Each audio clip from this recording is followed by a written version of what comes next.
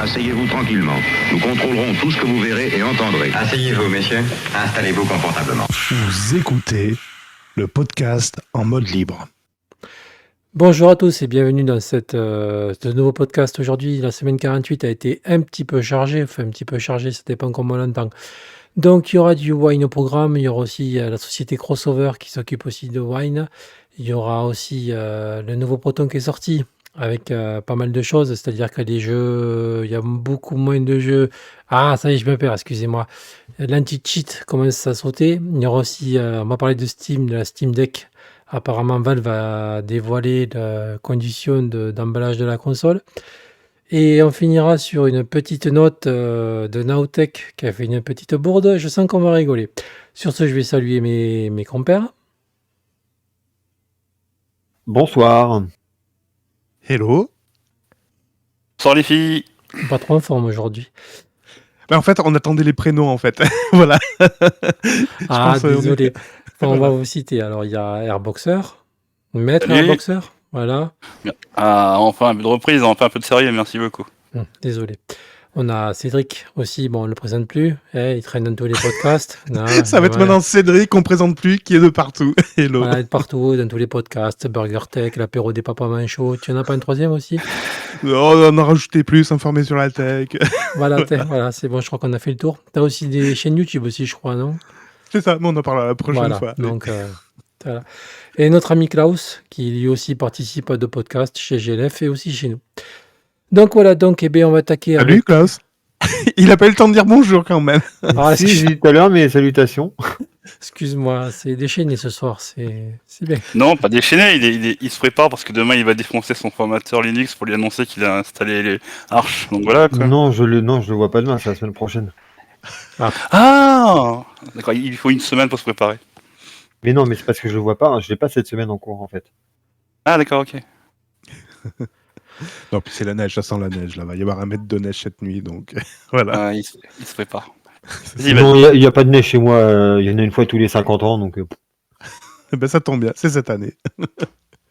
Bon, Excuse-moi Ben. c'est pas grave, on va pouvoir reprendre. Donc du coup, on va attaquer la lecture avec Wine, si on peut finir.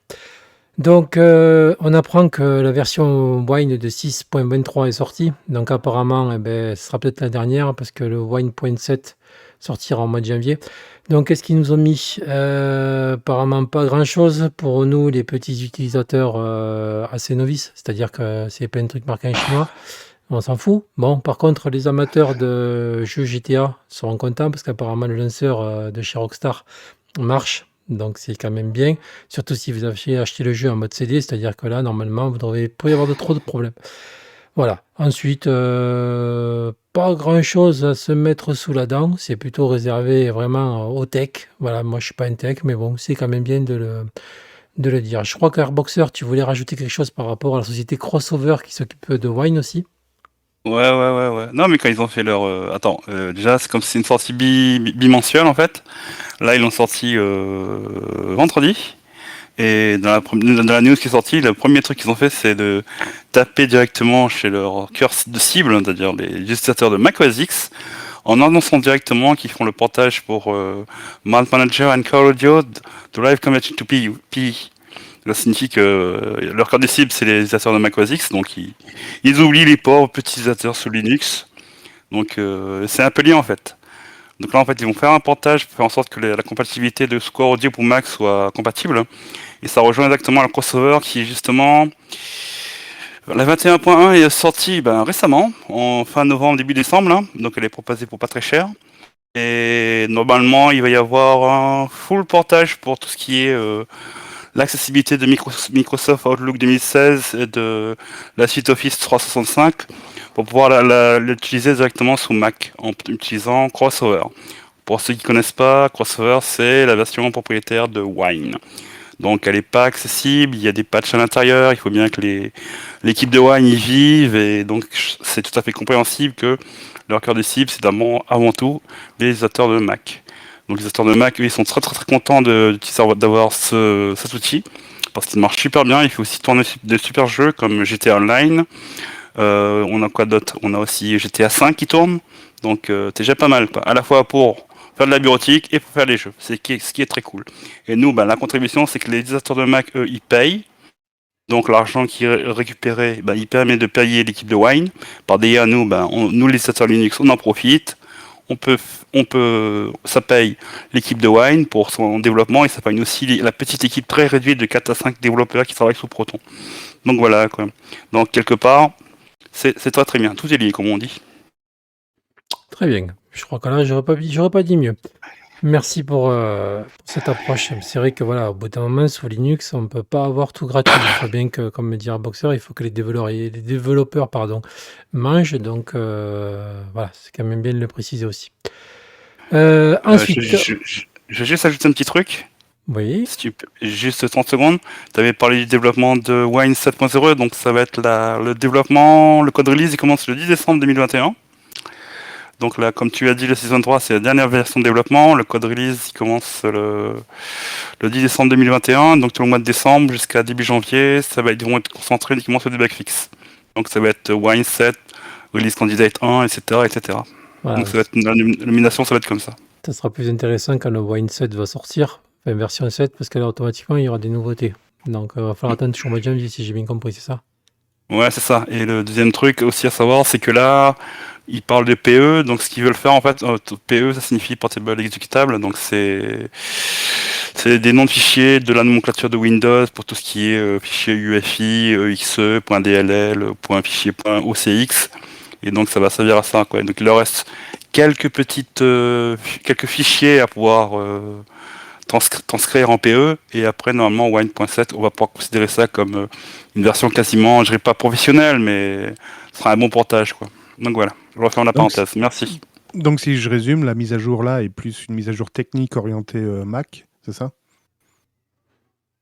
Non, en fait ce que j'ai dit, c'est que dans la news qui est sortie, le premier truc sur lequel ils ont bossé, qu'ils ont mis au sommet, c'était le truc comme quoi pour le son sous Mac pour Core Audio, ils ont fait en sorte de convertir ça sous forme de PE. D'accord. Ok. Voilà. Ok. Très bien. Bon, on continue. Donc ensuite, j'ai une bonne nouvelle qui est sortie ce matin, ou hier, je ne sais plus exactement. Et j'ai vu que Proton Qt Up est sorti en version Flatpak. Bon, pour ceux qui connaissent, vous savez ce que ça veut dire. C'est-à-dire que vous n'aurez plus besoin d'aller chercher l'appli image et aller l'installer. C'est-à-dire que là, automatiquement, toutes les distributions qui prennent en charge le Flatpak, vous n'avez plus besoin d'aller vous dépatouiller en tapant des lignes de code et compagnie. C'est-à-dire que vous avez juste qu'à installer un Flatpak et voilà. Et vous aurez accès à tous vos Proton GE. Voilà, je trouve que c'est quand même une belle avancée. Voilà, je salue le développeur, bon, même s'il n'écoute pas de podcast, c'est pas grave. Mais voilà, donc foncez. Voilà, si ça vous saoule d'installer les applis images et tout, foncez. Voilà, c'est un Flatpak, faut en profiter. Je sais que beaucoup n'aiment pas les Flatpaks. Désolé, c'est pas un snap, mais bon, au moins, c'est quand même une belle avancée, je trouve. Je sais pas ce que vous en pensez. Par rapport à l'app image, je comprends pas ce qui vous freine, parce qu'un app image, bon, ok, tu télécharges une image qui fait quelques mégas ou gigas, tu la rends exécutable et tu l'exécutes. Je vois pas ce qui freine en fait. Je comprends pas. Je me mets dans l'avis de l'utilisateur débutant. C'est-à-dire que c'est quand même toujours un peu compliqué d'aller chercher un fichier, d'aller l'installer, faire un clic droit pour le rendre exécutable. Là, si automatiquement tu l'as dans ton store, c'est quand même beaucoup plus simple, je trouve. D'accord, oui. D'accord. Surtout Oui, pour un tu enlèves débutant, quelques voilà. clics. C'est sûr que si c'est bon, moi ça va, bon, on va dire débutant. Ça fait 2-3 ans que je commence à toucher du Linux. Bon, voilà, l'appli image, ça va pas me déranger. Mais je me mets à la place de quelqu'un qui est vraiment débutant, va chercher l'appli image, va faire ci, va faire ça. Je crois que c'est quand même très bien d'avoir fait une version Flatpak. Comme ça, il tape dans son magasin de logiciels Proton, boum, ça s'affiche. Et terminé, il installe son truc. Et voilà, avec Steam, il a son Proton GE, c'est impeccable. Avec Lutris et tout. Donc là, Non, quoi, c'est le rêve, quoi. Chez moi, je fais un Pacman S Proton Qt, ça s'installe direct. Ça, c'est cool par contre. Mais ouvre pas la ligne, le terminal. Pourquoi tu ouvres le terminal? Parce que sur mon Arch, j'ai pas de, parce que oui, comme je suis sur Arch. Donc t'es pas débutant. Donc tu n'es pas Oui, débutant. je sais. Voilà. Oui, Donc, mais je pense que sur Manjaro, elle doit, puisque comme elle est dans les dépôts Arch, Proton Qt doit être dans la Logitech de Manjaro, je pense. ah oui, c'est possible que ça soit intégré. Voilà. Mais si tu veux, dans les distributions comme Debian, Ubuntu et compagnie, t'étais obligé de tout taper à la main. Alors que là, du coup, là, t'as plus besoin, quoi. Enfin, à Ouais, part c'est si relou, vous êtes ça. sur Ubuntu, voilà, sur Ubuntu, malheureusement, vous avez du Snap. Donc là, pas le choix, quoi. Soit vous installez le magasin Snap, Flatpak, et voilà, quoi. Quelqu'un pourrait rappeler ce que fait Proton Qt pour nos auditeurs, au cas où. C'est pas bête. Donc, Proton Qt est une sorte de... Ça met des protons Inglorious et Roll. Si je dis pas de bêtises, Airboxer, tu me reprendras. Voilà, Non, ça permet d'avoir une autre version des protons que sortent Steam qui permet de faire tourner plusieurs jeux. Voilà, c'est un travail totalement indépendant qui est fait par la communauté. Voilà, et ça apporte une autre vision des protons qui sont fournis par Steam. C'est-à-dire que vous avez beaucoup de jeux justement qui marchent avec les protons GE qu'avec les protons de Steam. Par contre, je vais faire mon casse-pied. C'est quoi Boxtron? Parce qu'en fait, Proton Qt propose d'installer aussi Boxtron, Lux Torpeda et Roberta. Je n'ai jamais su ce que c'était en Et fait. tu as aussi WineTK aussi pour Lutris. WineTKG, pardon. Oui, non, avec Lutris, c'est Wine GE. En fait, c'est le Wine qui vient de Proton GE. Mais j'ai vu qu'il y avait WineTKG aussi. Ouais, aussi, ouais. Parce que c'était un truc. Alors la bonne question, ça sert à beaucoup de choses. Je crois qu'il y en a une certaine, c'est pour les jeux DOS. Voilà, je vais dire des bêtises. Et d'autres, je sais absolument pas à quoi ça sert. Mais je crois que c'est réservé à certains jeux. D'accord. Voilà, mais ça a une utilité. Là, comme ça, tu me la coupes parce que je sais pas trop, mais je sais que ça a une utilité. Donc c'est quand même bien justement d'avoir, ça t'évite de taper des lignes de code. Donc au moins, si un jour tu en as besoin, tu sais où les trouver. Oui, c'est pratique. Mais du Voilà. coup, pour l'instant, je n'ai jamais eu besoin. Mais Je sais je que verrai le jour où. Box, je sais plus quoi là, comme tu as dit, je crois que c'est pour les jeux à MS-DOS. Boxtron, c'est Voilà, ça Boxtron, je crois que c'est pour les Boxtron, jeux ok, d'accord. MS-DOS. Il y en a encore qui jouent avec des jeux MS-DOS? Ouais, il y a longtemps, ça m'arrive, ouais, de temps en temps, mais bon, c'est compliqué. Ok. Mais après, ça dépend.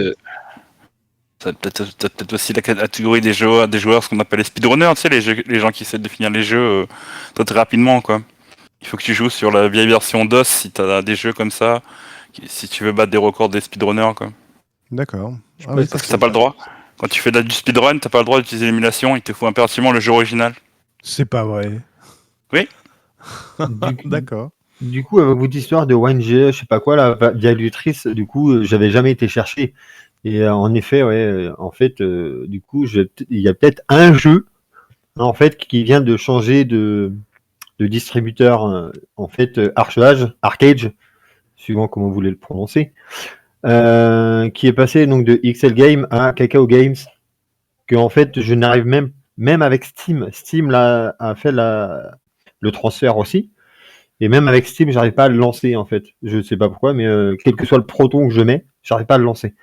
Peut-être parce que c'est trop récent, je sais pas. Et même en l'installant via Lutris et tout, ça marche pas non plus. Ah ouais, c'est un jeu solo ou c'est un jeu en ligne? Non, c'est un MMO. C'est un MMO. Ah, mais c'est un MMO, ouais. Ah, mais c'est un MMO, et quasiment tous les MMO sous Steam marchent pas, quoi. Bah, c'est pas il fonctionnait avant en fait. Ah ouais? Ouais, il fonctionnait très bien avant, mais du moins, non, sous Lutris, c'était buggy. Mais par contre, quand je l'installais en jeu non Steam, via Steam, parce que du coup, quand je l'installais avec Steam, j'avais pas mon compte à moi, parce que du coup, il utilisait le compte Steam. Et en fait, du coup, j'ai essayé de l'installer, je l'installais, la version XL Game, sur Steam en jeu non Steam. Comme ça, j'avais accès à mon compte du jeu et le jeu se lançait sans problème. Et bah là, du coup, comme il vient d'avoir le transfert avec Kakao Games, du coup, il se lance pas. Mais après, en y repensant, ça vient peut-être de l'anti-cheat, du coup. Il y a de fortes chances, oui. Parce que du coup, Kakao Games utilise un anti-cheat que XL Game n'utilisait pas apparemment. Du moins, je pense. Le problème des jeux Steam, c'est que des fois, ils te rajoutent des anti-cheats et tu le sais pas, quoi. C'est-à-dire que du jour au lendemain, tu peux avoir une mise à jour et puis ça panne de tout, hein. Ouais, malheureusement. Parce qu'en fait, je peux installer le launcher, mais après, en fait, dès que... En fait, normalement, apparemment, l'anti-cheat, il se lance après. quand tu lances le jeu, il lance l'anti-cheat en même temps. Sauf que là, j'ai même pas l'accès au launcher. Parce que moi, j'ai eu le cas aussi avec mon PC portable. J'ai essayé de lancer plusieurs fois Resident Evil Village. Au bout d'un moment, tu as droit à un beau message d'erreur, surtout quand tu changes de proton un peu trop souvent. Comme quoi, ton jeu est bloqué. Tu cliques sur la page, ça te renvoie vers une page qui t'a fait bien comprendre que le jeu n'est pas à toi et que tu l'as lancé trop de fois et qu'il faut qu'attendre 24 heures pour pouvoir réactiver ton jeu. Ça, j'aime bien. Surtout que quand tu achètes un jeu, c'est cool, quoi. Enfin, sachant que sur Steam, dites-vous que de toute façon, c'est que des clés que vous achetez, hein. C'est des clés pour pouvoir jouer. Le jeu n'est pas à vous, hein. Donc, j'espère que ça changera dans le futur. Mais bon, si vous avez un jeu que vous voulez garder, achetez-le plutôt sur GOG que sur Steam. Ouais, et aussi, ce qui est dangereux, là, c'est quand tu passes d'une version de Proton récente à une version ancienne pour essayer de faire fonctionner le jeu. Ça peut te péter ton wine préfixe, mais grave, quoi. Donc, faut faire très gaffe avec ça, quoi. D'ailleurs, j'en ai regardé, le jeu il n'est pas mis à jour sur Lutris, sur le site de Lutris. C'est toujours l'ancien arcade. Ouais, mais bon, il y a sûrement un développeur, enfin, un contributeur qui va essayer de faire quelque chose. Mais bon, si c'est l'anti-cheat, il va falloir être patient, quoi. Ouais. Bon, du coup, en parlant d'anti-cheat, Oui, t'as pas de news là-dessus? Si, j'ai une news là-dessus. Si tombe personne bien. avait... Voilà, si personne avait autre chose à rajouter. Non? C'est bon. Bon, voilà. Vas-y. Bon, on a appris par Foronix aussi que apparemment, eh ben, ça y est, Battle.eye commence doucement à accepter Linux. Voilà, il y a quelques jeux qui sont dans le truc. Donc, c'est-à-dire, on a Mountain Black 2, il y a Ark aussi. Je crois que c'est un jeu assez connu. Il y a Arma 3, DayZ et PlanetSide. Voilà. En vrai, Ark, je l'ai lancé sans problème avec Steam depuis un moment maintenant déjà. Oui, mais tu avais joué à multijoueur? Ah non, du coup, non, c'est vrai que Voilà. non, j'ai joué que. Parce que Si j'avais essayé de lancer une partie en monde, quoi, en fait, avec tout le monde, et j'ai pas eu de problème avec. ouais, peut-être qu'ils avaient. C'est relou parce qu'en fait, t'as plein de. T'arrives sur une carte où t'as des monstres, ils sont au niveau, des fois supérieur au tien, mais du coup, non, j'ai jamais eu de problème. J'ai pu me promener, voilà, comme ça, quoi. Bon, de toute façon, les choses vont bouger parce que d'ici 2 mois, le Steam Deck va sortir. Donc, automatiquement, je pense que les mises à jour de Proto vont s'enchaîner au fur et à mesure. Parce Oh, que, ça s'enchaîne, hein. Oui, je peux te dire que oui, des parce que mises je à jour. pense que là, ça va commencer à chauffer pour Steam s'ils sortent une machine. Ben voilà, quoi, ça marche pas, ça va leur faire bizarre. Donc, je pense qu'à mon avis, là, ils sont sur les starting blocks pour essayer de faire quelque chose qu'on ne soit pas trop emmerdé. Voilà. Ouais. Ouais, je peux te garantir que tu parles de ça, là, le wine de Proton, là, tous les jours il est à jour, et tous les jours il est mis à jour, hein, et tous les jours il publie des trucs dans la branche expérimentale, c'est De toute façon, dur, hein. vous le voyez sur Steam en général, si vous surveillez vos téléchargements, vous allez voir que le Proton expérimental, comme dit Boxer, il se met souvent à jour. Enfin, moi, je sais que pratiquement, aller tous les 2 jours, et ça va chercher quelque chose, quoi. Ouais. Et non seulement comme la sortie de Steam et le Steam Deck et le SteamOS sont très attendus là, la quantité de billets concernant Proton pour les jeux qui marchent pas, ça commence aussi à monter, quoi. Du coup, personne n'avait autre chose à rajouter? On va passer à la suite. Next. Allez, Bon, ben, next. next, on y va.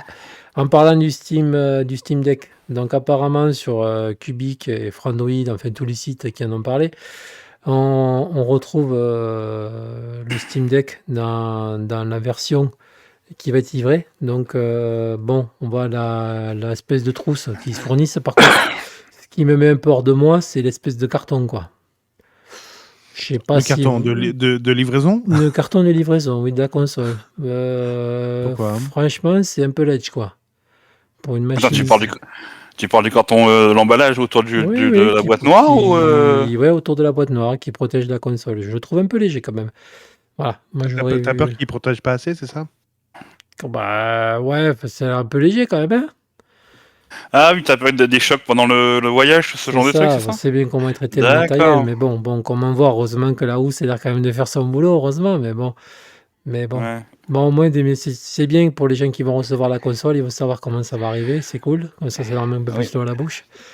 Ah oui, mais j'ai l'article sous les yeux là. Ils disent en gras un carton et puis c'est tout. Ah mais je suis d'accord avec toi. Hein. C'est clair que ils auraient dû préparer des trucs DR autour pour bien protéger la console, quoi. Parce que c'est quand même, c'est combien le prix d'entrée? C'est 300-400 euros, non? Je sais Un plus. peu plus 430 ans. Ouais, quand même, Pour ouais. 430, 400 €. 450 euros, si je me trompe pas. Bon, bien sûr, Ouais. en dessous, on a les Jean-Kévin qui se permettent de donner leur avis. Voilà, donc je ne donne pas cher de cette console qui rejoint rapidement la liste des bits commerciaux. Eh bien, on verra, hein, c'est très bientôt, dans 2 mois. Voilà. Ouais. Hmm. Ouais, bah, comme Ils tu font parles du gentil. Steam Deck, t'as aussi le SteamOS, la version qui va être le software qui va être livré. Elle ne sera disponible uniquement à partir de l'envoi des Steam Deck en fait. Hein. Elle ne sera pas disponible avant. C'est ça, ce qui permettra de l'installer sur n'importe quel ordinateur, si ça vous dit, voilà, si vous avez pas si vous voulez, avant d'acheter un Steam Deck, si vous voulez savoir ce que ça donne, voilà, donc ben, vous allez pouvoir l'installer. Ça fera comme une distribution Linux. Ça, c'est pas mal d'avoir fait ça. Ouais, par contre, le SteamOS, nativement sur la bécane, elle sera en read-only. Un truc comme ça, je crois. Il y aura une partition où elle sera uniquement en read-only. Oui, un peu D'ac- comme les Android où tu as Ouais, l'OS voilà, de ouais. base qui est un read-only. Ah, Et tout le reste après est sur des partitions. Ça fait un peu un espèce de snapshot en fait, c'est ça, voilà. Ça, ouais. vous pouvez Ok. expliquer ce que c'est, parce que moi, ça, c'est, je sais pas Ah, ce on que t'a perdu. c'est. On t'a perdu. Alors, le principe du snapshot, on utilise ça dans les machines virtuelles. On dit, ouais, on fait un snapshot, c'est bon, tu peux continuer à bosser. Et si tu casses quelque chose, on peut revenir en arrière. Ben, c'est ce principe qui est adopté notamment sur Android. C'est-à-dire qu'à partir du moment où tu commences à faire ton snapshot, tout ce qui a été écrit est figé et n'est plus modifié. Donc, si tu vas relire des infos sans les modifier, il n'y a pas de souci, ça va les lire sur ton espèce de snapshot. Par contre, si tu vas modifier des données ou en créer des nouvelles, ça va les écrire à côté sur un espace disponible. Donc, tu vois, tu as une espèce de gymnastique, parce que si tu veux accéder à une donnée que tu as écrite après le snapshot, tu vas pas le lire sur le snapshot, mais tu vas plutôt venir la lire après dans la zone où tu as écrit. Donc, le snapshot permet d'avoir un état figé et de revenir à n'importe quel moment sur cet état figé. Et en plus, tu peux revenir à cet état en fait d'un claquement de doigts, parce qu'il suffit d'effacer les infos, enfin de dire d'effacer le sommaire des nouvelles infos que tu as écrites pour revenir vraiment en arrière. Donc voilà, c'est ça un snapshot. C'est je fiche des données et tout ce qui va être modifié ou ce qui va être nouveau va être dans une nouvelle zone. Pour te donner une ordre d'idée, c'est comme si tu pouvais faire la même chose avec TimeShift, Ben. D'accord. Mais c'est-à-dire qu'à une époque, j'avais essayé la distribution Steam qui s'avait sorti, justement, je me rappelle que ça lançait un Clonezilla pendant l'installation. C'est un peu ce que vous... Alors non, le Clonezilla, c'est pas pareil.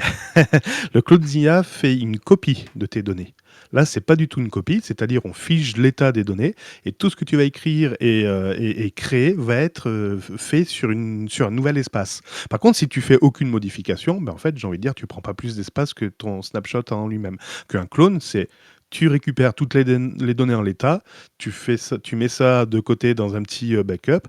Par contre, tu reviens sur ta partition principale et là, tu fais tes modifs. Donc, ça veut dire qu'au moment de la restauration, ben, tu reprends ton backup et tu réécrases toutes les données avec ce backup. D'accord.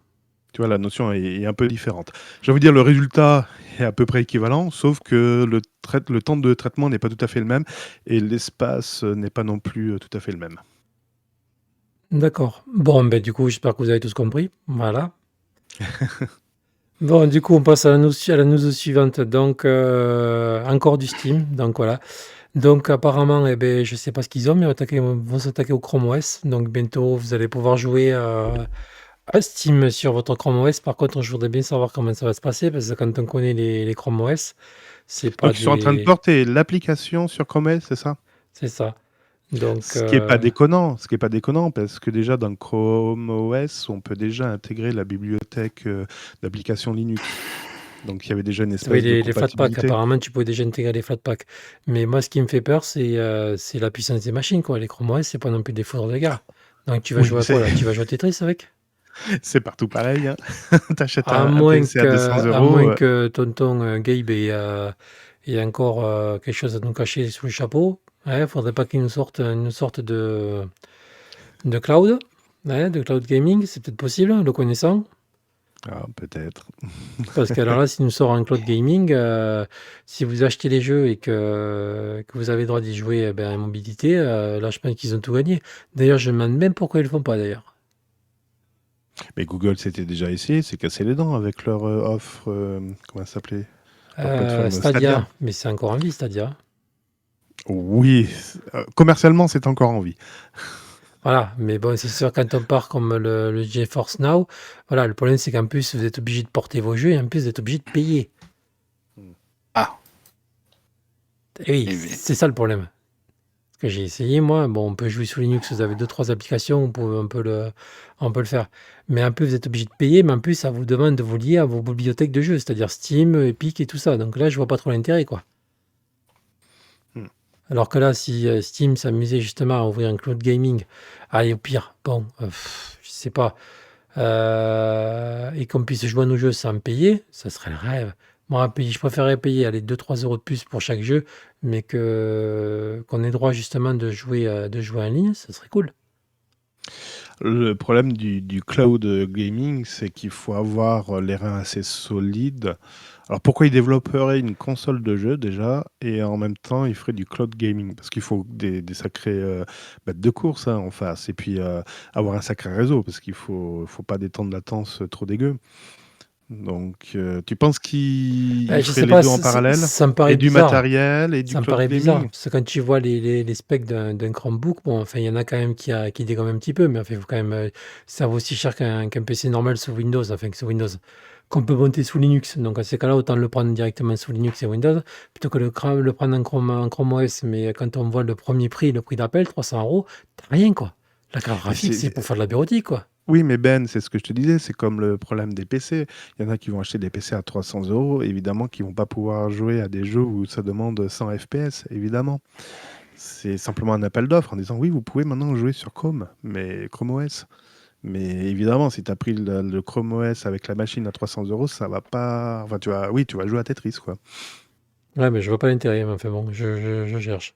Et je pense Quel que est l'intérêt d'avoir un PC à 300 €? Voilà, je te pose la même question. d'avoir Steam sur le PC à 300 €. Oui, Steam sur le PC à 300 €. Ben là, c'est pareil. Quel est l'intérêt d'avoir Steam sur un Chromebook avec Chrome OS à 300 €? Parce Voilà, même qu'apparemment, question. il y a même, quand on lit l'article, il y a Chrome a mis sur les rails un système permettant aux utilisateurs de Chrome OS de rapporter des bugs observés avec Proton. Ah bah oui, oui, ils évitent de revoir des merdes venir. Oui, bah oui, c'est pas leur problème. Oui, on est d'accord. Voilà, et même Google a mis une équipe en place pour pouvoir tester Steam. D'accord. Le jeu, c'est le nerf de la guerre, c'est ce qui rapporte de l'argent, des ventes, des parts de Ah marché. bah oui, hein.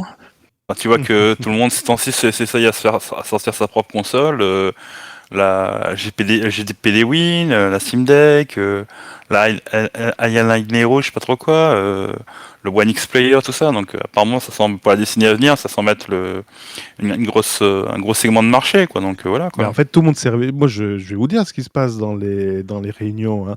Dites les gars, qu'est-ce que vous avez fait pendant le premier et deuxième confinement? Ah ouais, vous avez joué, mais il y a rien. Ouais, mais j'ai joué à la Xbox, machin. Ah ouais, mais il y a peut-être un marché là, les gars.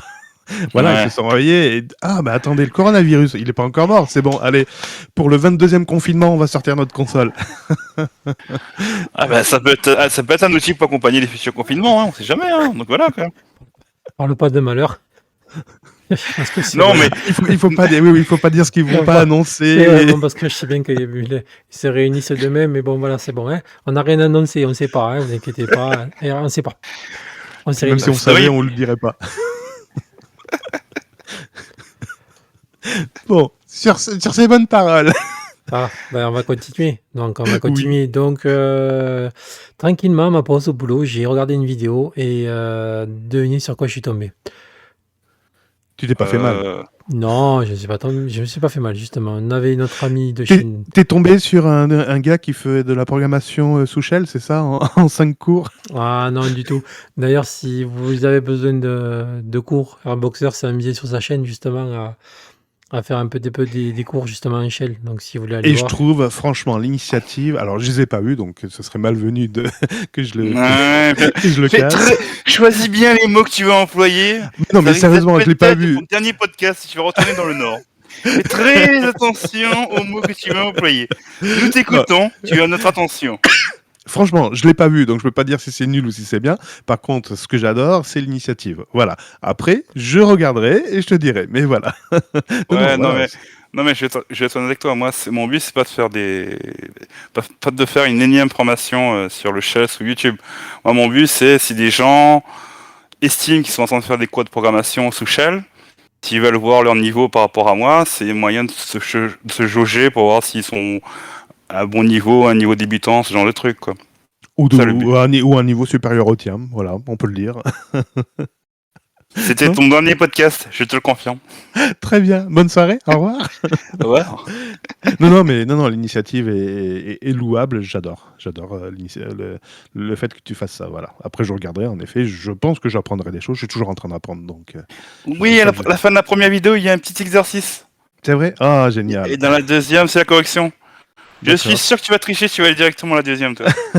Mais je vois que tu as sorti 5 numéros là. La queue leu, tu les as fait en combien de temps ces numéros? Demi-journée. D'accord, une demi-journée. Ah oui, donc tu as enchaîné là. Ok. Ouais, j'ai enchaîné, ouais, donc voilà, quoi. D'accord.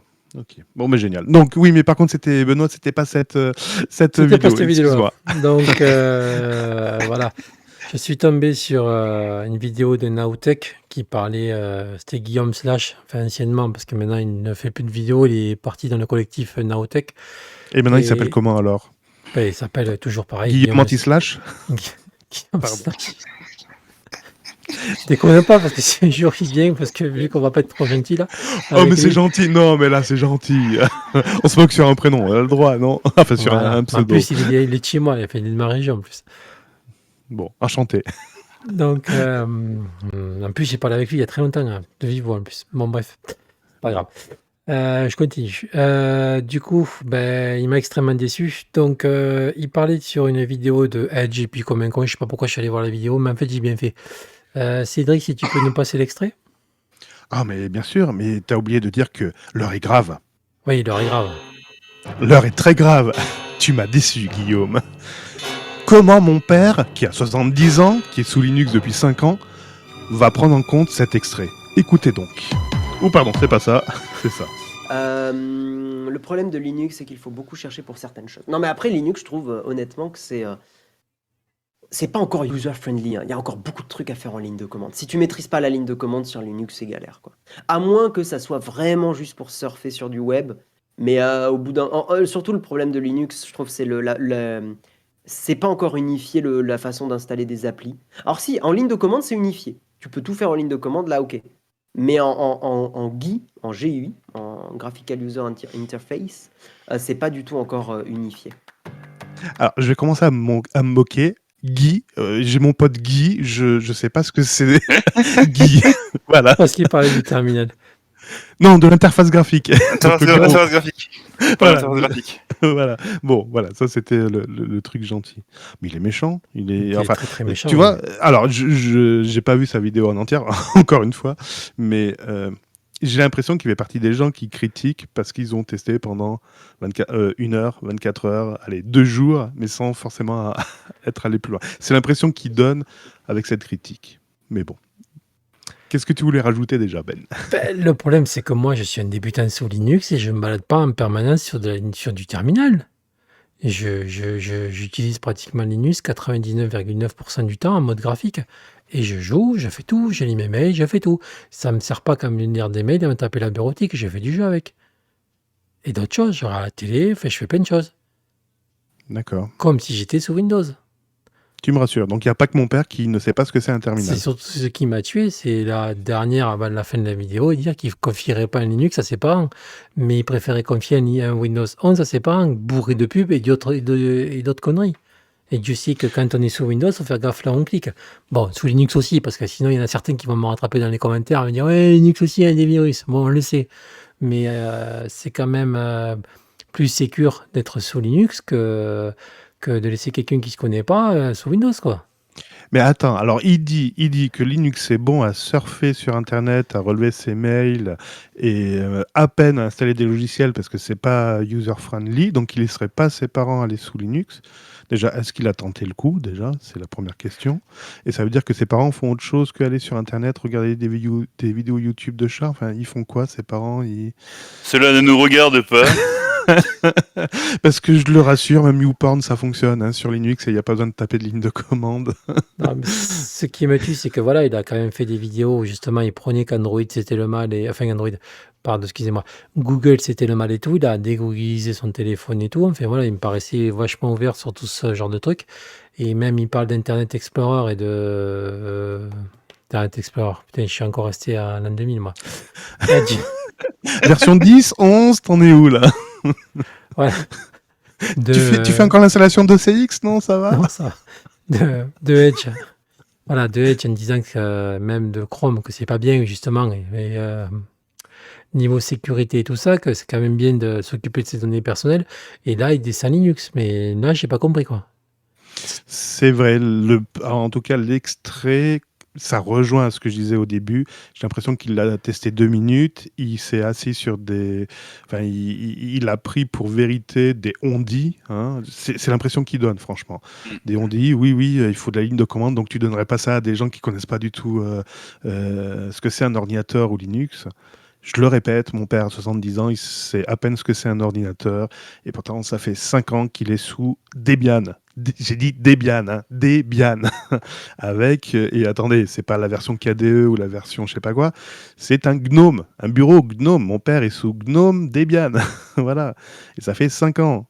Tout ça parce qu'il avait pété un câble au moment de la sortie de Windows, c'était quoi à l'époque, Windows 7 10. 10. Ouais, 10. Donc voilà, et il fait ses comptes aussi. Alors, il faut y aller, hein. Il fait ses comptes sous l'application PageStream, enfin, j'ai GNU Cache, quoi, un truc comme ça. C'est pas Un truc Gbank assez ou quelque chose austère. comme ça. Ouais, le truc assez austère, graphiquement parlant. Bref, non, il faut arrêter de dire que c'est réservé à une élite. Tu vois, ça rejoint un peu ce qu'on s'est dit quand on parlait de Linux. Est-ce que c'est pour les débutants? Faites un tour dans les install parties, faites un tour dans les associations. Vous verrez que les gens qui vont dans les associations pour la promotion de Linux, c'est pas des geeks. Voilà. Et Ben, j'ai deux questions pour toi. Ce Néotech, là, ce petit jeune, il a une grosse communauté dans le groupe qu'il a rejoint sur YouTube? J'imagine même pas. Ouais, mais le problème... Alors, attends. Si tu sais vraiment pas ce que c'est Airboxer Naotech? Si, j'ai vu quelques-unes de leurs vidéos. Les seules vidéos que j'ai vues, c'est quand ils faisaient la pub pour Mac, quand les Mac sortaient, quoi. C'est ça. Généralement, c'est Jérôme Kainborg qui a créé Naotech. Et le Papy Noël, le Papa Noël. Le Papa Noël. Mais il a l'air très gentil, en tout cas. Je le connais pas, mais il a l'air très Ouais. gentil. Il est plutôt axé sur la qualité. Il est plutôt qualité au niveau image, hein. Il fait de la photo, de la vidéo. Enfin, il essaye d'être assez professionnel là-dedans. Je pense que Oui, ça se voit, ouais. Voilà, ça lui réussit. Donc oui, en effet, on pourrait le taguer de pro Mac. Donc on pense que Guillaume pourrait suivre là-dedans. Voilà. Donc je sais pas pourquoi d'un seul coup il s'attaque aux autres, quoi. Enfin, je comprends pas. C'est comme moi qui n'utilise pas Mac, qui sait pas ce que c'est Mac, où je descendrai Mac en disant c'est de la merde. De toute façon, c'est pour ceux qui sont riches. Enfin, franchement, Voilà, sachant quand même que. c'est gratuit. J'ai pas testé. Voilà. C'est gratuit. Sachant que ce Guillaume est quand même un grand ami de Micode, et justement qui Micode prône Linux. Enfin voilà, il s'en sert quoi tous les jours. Mais oui, mais si on prend comme exemple Micode, évidemment qu'il fait de la ligne de commande, c'est un programmeur entre autres, c'est un techos Micode. Encore eux qu'il ouvre un terminal Micode. Ce serait malheureux qu'il le fasse pas. Enfin, franchement, non, faut arrêter. C'est gratuit. Alors, est-ce qu'il a voulu Je se pense faire que mousser c'est l'effet Linux Tech Tip. Voilà, je pense qu'en ce moment ils ont tapé sur Linux et il faut aller surfer sur la vague. Ouais. Alors, je te propose, par contre, pour l'image du podcast, si tu pouvais m'enlever la ligne de commande et faire un joli bureau, tu vois, à la place, je pense que Non, mais je le laisse, ma ligne de commande. Ben, ça fait fuir, voilà, on fait oui, penser oui, Linux très ligne de bien. commande, tu vois. Elle est très bien. Elle est très bien, ma ligne de commande. Voilà. Et toi, Klaus, qu'est-ce que t'en penses? Il s'est endormi. Non, je suis là, mais Non. pas grand-chose. Quand on attaque comme ça Linux, qu'on dit de toute façon c'est fait pour les geeks, parce que de toute façon il va falloir ouvrir la ligne de C'est commande. parce qu'il est fermé de la tête, c'est tout. Non, mais faut arrêter de dire des conneries aussi. Ah, mais attends. C'est quand même quelqu'un qui t'écoutait. Voilà. C'est ça aussi. Oui, oui, mais quand t'arrives à dire des conneries aussi grosses, je sais pas, mais à un moment donné, faut réfléchir. Oui. C'est comme quand l'autre il a sorti des conneries sur les pyramides il y a quelques années là. Et le petit YouTuber qui parlait de la révélation des pyramides il y a quelques années. Qui est Squeezie? C'est des bases pour Oui. soucoupe volante, ça, c'est ça? Non, c'était pas ça? Non, c'est Squeezie qui avait fait une vidéo, je sais pas quoi, j'ai entendu parler. Ouais. Ouais, c'est les révélations des pyramides, hein, un truc comme ce genre de conneries, donc voilà quoi. Ah ben, si tu Ouais, passes par là, t'as bien Lama Fâché qui fait des millions de vues, qui raconte des conneries à des minutes, hein. Oui, non mais bon, pour revenir au gars de Naotech là, c'est vrai que sa communauté, c'est des gens passionnés par la tech et tout, donc c'est vrai que c'est des gens, je dirais pas qu'ils sont moins sérieux que d'autres communautés, mais ils sont quand même très sensibles à ce qu'on leur dit, quoi. Après, Donc, je ne connais pas le type, mais est-ce qu'il a essayé de toucher à Linux déjà? Apparemment, oui. Ce qu'il dit dans la vidéo, oui. Ouais, ouais. Oui, mais qu'est-ce qu'il a Bof, essayé de quoi. faire? C'est ça. S'il a C'est essayé, ça, le en effet, s'il a essayé de pirater l'ordinateur de son voisin, évidemment que tu vas avoir une ligne de terminal. Il n'y a pas de programme prêt à l'emploi au niveau graphique. Mais après, ça dépend aussi de la distribution qu'il prend. Apparemment, Kali est très bien fait pour ça. Oui, oui, en effet, oui. Mais moi, pour installer des logiciels, oui, j'aime bien passer par la ligne de commande. C'est un peu plus... Enfin, je trouve que moi, c'est plus parlant pour moi, mais je connais plein d'utilisateurs qui passent par la bibliothèque proposée en mode graphique. Voilà, et ça marche très bien. Il n'y a pas besoin d'ouvrir de ligne de commande. Ouais. Oui, mais Et bon, bref, Ben, qu'est-ce qui t'a vraiment déçu chez lui, quoi? Le message. Ça coupe de cheveux. il n'y a pas de cheveux dans une casquette. Non, pas ses cheveux. Non, après, c'est pas. Enfin, ce qui m'a déçu, c'est que c'est le fait, voilà, c'est quelqu'un qui prône quand même les libertés et que là, d'un coup, il a un truc qui est libre. Enfin, on va pas dire qu'il le défonce, mais bon, ça. Ah, t'aimes pas qu'on La... touche Linux, en fait. Hein, c'est Non, ça. non, mais tu peux Ah, un toucher. peu, tu démarres quand même au cœur du tour. Non, parce que ça m'a surpris. Enfin, voilà, c'est-à-dire que c'est un Ah, gars qui d'accord. est prêt justement à faire gaffe à sa vie privée. Il le dit bien, en plus dans la vidéo. Ne vous servez D'accord. pas de Mhm. Chrome si vous tenez à votre liberté, enfin à votre liberté, à votre vie privée. Mais dans ces cas-là, tu tombes pas sous Windows si tu tiens à ta vie privée. Ou tu bloques tout un maximum, quoi. Mais là, Linux, justement, c'est fait pour ça. Et voilà, sachant que moi, je me suis senti visé parce que moi, je suis un débutant sur Linux. Je tape pas de la ligne de, je me sers pas du terminal très peu. Et je m'en sors très bien. D'accord. Bon, c'est vrai qu'on va pas le dire. Il y a des fois, c'est sûr qu'il faut chercher certaines choses. On va pas s'en cacher. Mais sur Windows aussi, Oui. des fois, vous avez des merdes. C'est comme tout le système Ben, d'exploitation, quoi. je veux dire, quand tu vas commencer à trifouiller dans la Regedit, là, dans le registreur, là, ça y est, j'oublie comment ça s'appelle en français. Base Base de registre. registre. Base de registre, merci. Faut se dire que c'est pas normal. Voilà. Voilà. Donc, dans c'est pareil. Dans tout système, au bout d'un moment, tu vas être obligé de mettre les mains dans le cambouis, quoi. Voilà. Mm. Mais c'est ça qui m'a un peu déçu, quoi. Ouais. Bon, Guillaume, par contre, si tu écoutes ce podcast, on est prêt à te recevoir. Voilà, tu as le droit de réponse. Hein, ne mange Oh, pas pas. le droit de réponse, il a le droit de discuter avec nous et inversement, je pense. Voilà, on est open. Voilà. On sait jamais, hein. On t'attend. On Ouais. t'attend avec la batte de fer. Ouais. Bon, après, peut-être que je vais pas faire l'avocat du diable, mais peut-être que dans sa communauté, il y a beaucoup de jeunes et peut-être qu'il a fait ce gros raccourci pour justement ne pas trop inciter les jeunes à peut-être à ne pas faire du Linux ou de croire que c'est trop simple, quoi. Il avait peur de faire le SAV en fait, je pense. Tu crois? Non, mais je sais pas pourquoi. Non, mais après, pourquoi tu ferais ça? Enfin, j'extrapole, hein, parce que j'en sais rien en fait. Pourquoi il aurait fait ça sciemment? Est-ce que c'est pour dire n'allez pas, de toute façon, le meilleur OS entre guillemets, c'est Mac, par exemple. C'est un exemple. Hein. Ou est-ce que il a fait ça pour dire arrêtez de vous emmerder, Mac ça fonctionne. Point barre, terminé. Ou dire, ben ouais, non, Linux, c'est quand même austère. Regardez, il y a encore le terminal, quoi. Ça veut dire qu'il y a encore des choses à faire dedans. Ou est-ce qu'il est tombé sur un os à un moment, tu sais, comme d'autres personnes qui tombent sur un os, qui cherchent pas plus loin et qui ouvrent le terminal en route de secours, quoi. Voilà. Parce que justement, ils s'y connaissent un peu, ils disent, bah avec le terminal, je vais m'en sortir.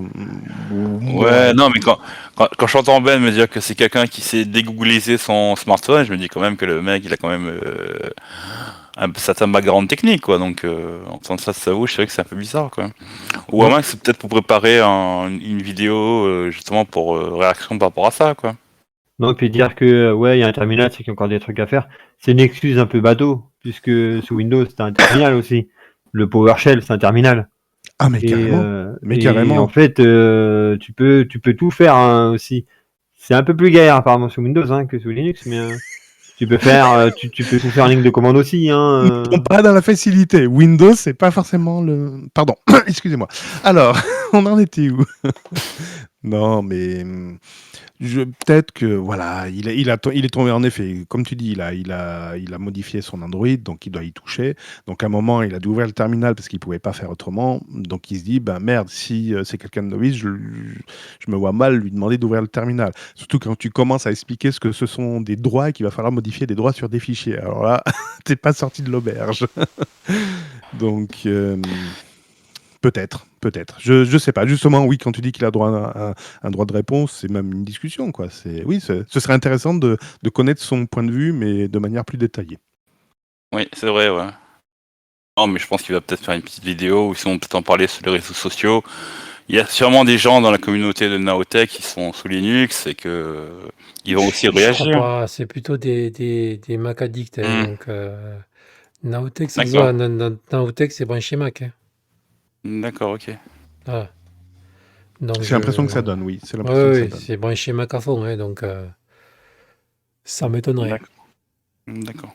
Parce que même, j'ai regardé les commentaires, il n'y a pas eu beaucoup de réactions. Bon, il y a quelques Linuxiens à qui ça a tiqué, mais ça va rester là, quoi. D'accord. C'était pour avoir des commentaires, voilà. Bah oui, mais bon, t'aurais critiqué Windows, t'en aurais plein de commentaires. À Linux, c'est plus compliqué. Mais du coup, tu vas faire quoi? Tu vas arrêter de regarder ces vidéos à Naotech ou tu vas arrêter Bah de... non, je suis pas comme ça. Hein. Pouce vers le bas, il va se désabonner. Non, Voilà, même next. pas. Mais attention, si tu veux ignorer quelqu'un, justement, faut rien mettre. Faut pas mettre de pouce en haut ni de pouce en bas. Parce que justement, tu fais évoluer sa vidéo. Il ne faut rien mettre. Alors, le pouce en bas, si, ça a deux vertus. La première, c'est que Google, si tu navigues avec un compte, forcément, si tu mets un pouce, c'est que tu es logué. Donc déjà, je comprends pas. T'es logué sous Google, toi? Non, pardon. Mais oui, je suis logué sur Google, oui. Ah, sérieux? Oh, Eh il ben, faut avec pas la faire chaîne ça. YouTube, tu fais comment?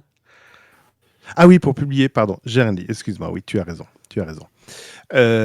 Donc oui, ça permet, lorsque tu mets un pouce bleu, d'éviter d'être dérangé par des nouvelles notifications de cette chaîne. Même si tu as demandé à pas avoir des notifications, il peut te proposer dans les suggestions, dans la liste des suggestions. Donc le fait de mettre un pouce vers le bas, ça évacue ça déjà. Après, ça peut être un indicateur également pour celui qui publie la vidéo en disant « Merde, j'ai eu un pouce vers le bas, qu'est-ce qui s'est passé ?» Bon, peut-être que lui, là, il s'en fout à cette heure-ci. Donc voilà, ça a cette première vertu et ça marche. Hein. En tout cas, moi personnellement, quand je suis logué et que je surfe avec, c'est très fort. Derrière, ça m'évacue certaines vidéos, tant mieux. Et puis après te désabonner, ben oui, c'est pour dire que ça t'intéresse plus, puis tu passes à autre chose. Point barre, voilà. Non, mais je vais pas me désabonner. Voilà. Bon, c'est parce que tu aimes bien la photo, c'est pour ça. Bah non, bah, Linux Tech Tip, il avait dit de la merde et je vais pas me désabonner non plus. Hein. Quoique ça peut faire du bien, tu sais, tu te désabonnes pendant 1 an, puis tu reviens au bout d'1 an, tu vois, Oui, si mais les il y choses ont a évolué. Anthony dedans. Anthony, il dit pas, c'est un pro Linux, donc il dit pas que des bêtises. Ah, c'est pour ça. Ouais, pour ceux qui connaissent pas Anthony, c'est le gros balèze là qui parle de Linux. Le gros balèze. Il y a plus gros balèze que Airboxer? Non, c'est pas possible. Voilà, lui, quand il parle de Linux, voilà, c'est le sel, lui. Voilà. Il sait de quoi il parle.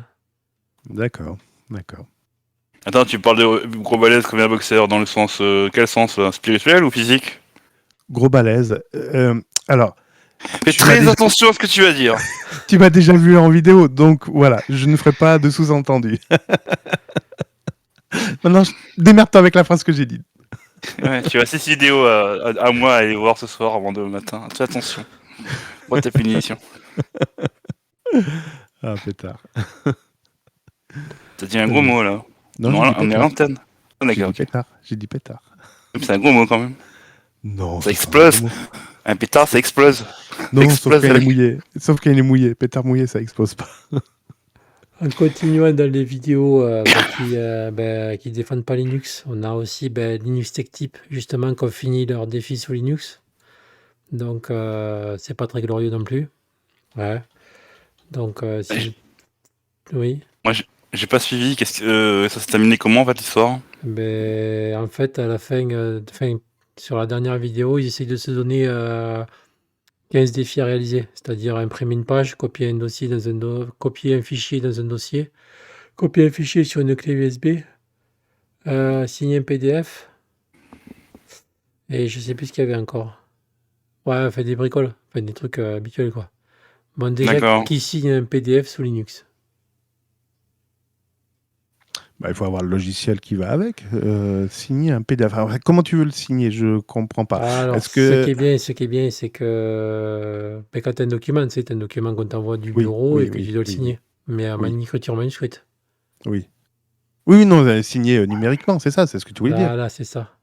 Oui, on est d'accord. Mais tu as différents... Enfin, une clé PGP, en Ah, fait, pas forcément, parce qu'il y a justement. c'est Moi, une signature, je suis désolé. Tu peux... voilà, parce que lui, il n'y est pas arrivé justement, parce que justement, il y avait la clé PGP, donc il n'y est pas arrivé au bout de 15 minutes. Donc au bout de 15 minutes, si tu n'arrivais pas à faire le défi, il était considéré comme annulé. Bon, par contre, son compère était un peu moins idiot que lui, parce qu'il connaissait un logiciel qui s'appelle je ne sais plus comment. D'ailleurs, je ne sais pas si Blabla Linux regarde aussi des vidéos de Linux Tech Tip, mais comme par hasard, il a sorti la vidéo du C'est logiciel. déjà Ouais, voilà. C'est déjà. C'est ça, il a sorti la vidéo du logiciel en suivant. Et j'ai dit, putain, il m'a piqué l'idée, quoi. Donc, Le bâtard. j'étais là, j'ai regardé la vidéo le samedi soir, le dimanche matin, c'était déjà la vidéo, sérieusement, quoi. Je surfe sur la vague. Donc, bon, tant mieux, hein. Mais voilà. Mais bon, ça fait un logiciel de plus à installer qui, de surcroît, n'est pas gratuit. Enfin, pas gratuit. Vous avez que. Je suis surpris qu'Actualia n'ait pas sorti de vidéo aussi sur ce logiciel. Bon, bref, Ça voilà, va ça pas c'est tarder. fait. Ça va pas tarder. Non, il faut être gentil avec Atuelia. Il a fait une vidéo, il faut être gentil avec. J'ai pas dit que j'étais méchant, Voilà. voilà. Faut être gentil. Parce que c'est quoi? C'est un logiciel pour modifier un PDF? Voilà, c'est pour modifier un PDF et en plus tu peux C'est déjà PDF, c'est Voilà. déjà PDF. Et tu peux rajouter une écriture manuscrite. Mais si tu veux, le logiciel ne te propose pas de pub, comme peut le faire Photopea. Donc Photopea, tu as accès à toutes.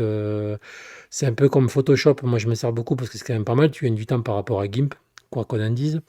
Et, mais tu as la pub à la place. Sauf que là, le logiciel est bloqué. Tu as le droit de t'en servir pour certaines fonctions. Bon, pendant un certain temps, par exemple 3 PDF, 4 PDF, 5 PDF, et au bout d'un moment, ça bloque. Voilà, tu es obligé d'attendre un petit peu pour que ça se débloque. Donc, je sais pas si c'est le mieux. Et il y a justement un YouTuber américain aussi qui fait du Linux, du 100% Linux, qui s'appelle Garner, je sais plus comment. Et justement, il a dit, non mais moi je ne me fais pas chier comme ça, là. Il a attrapé GIMP, il a balancé le PDF dedans, il a pris sa tablette pour dessiner, il a fait la signature.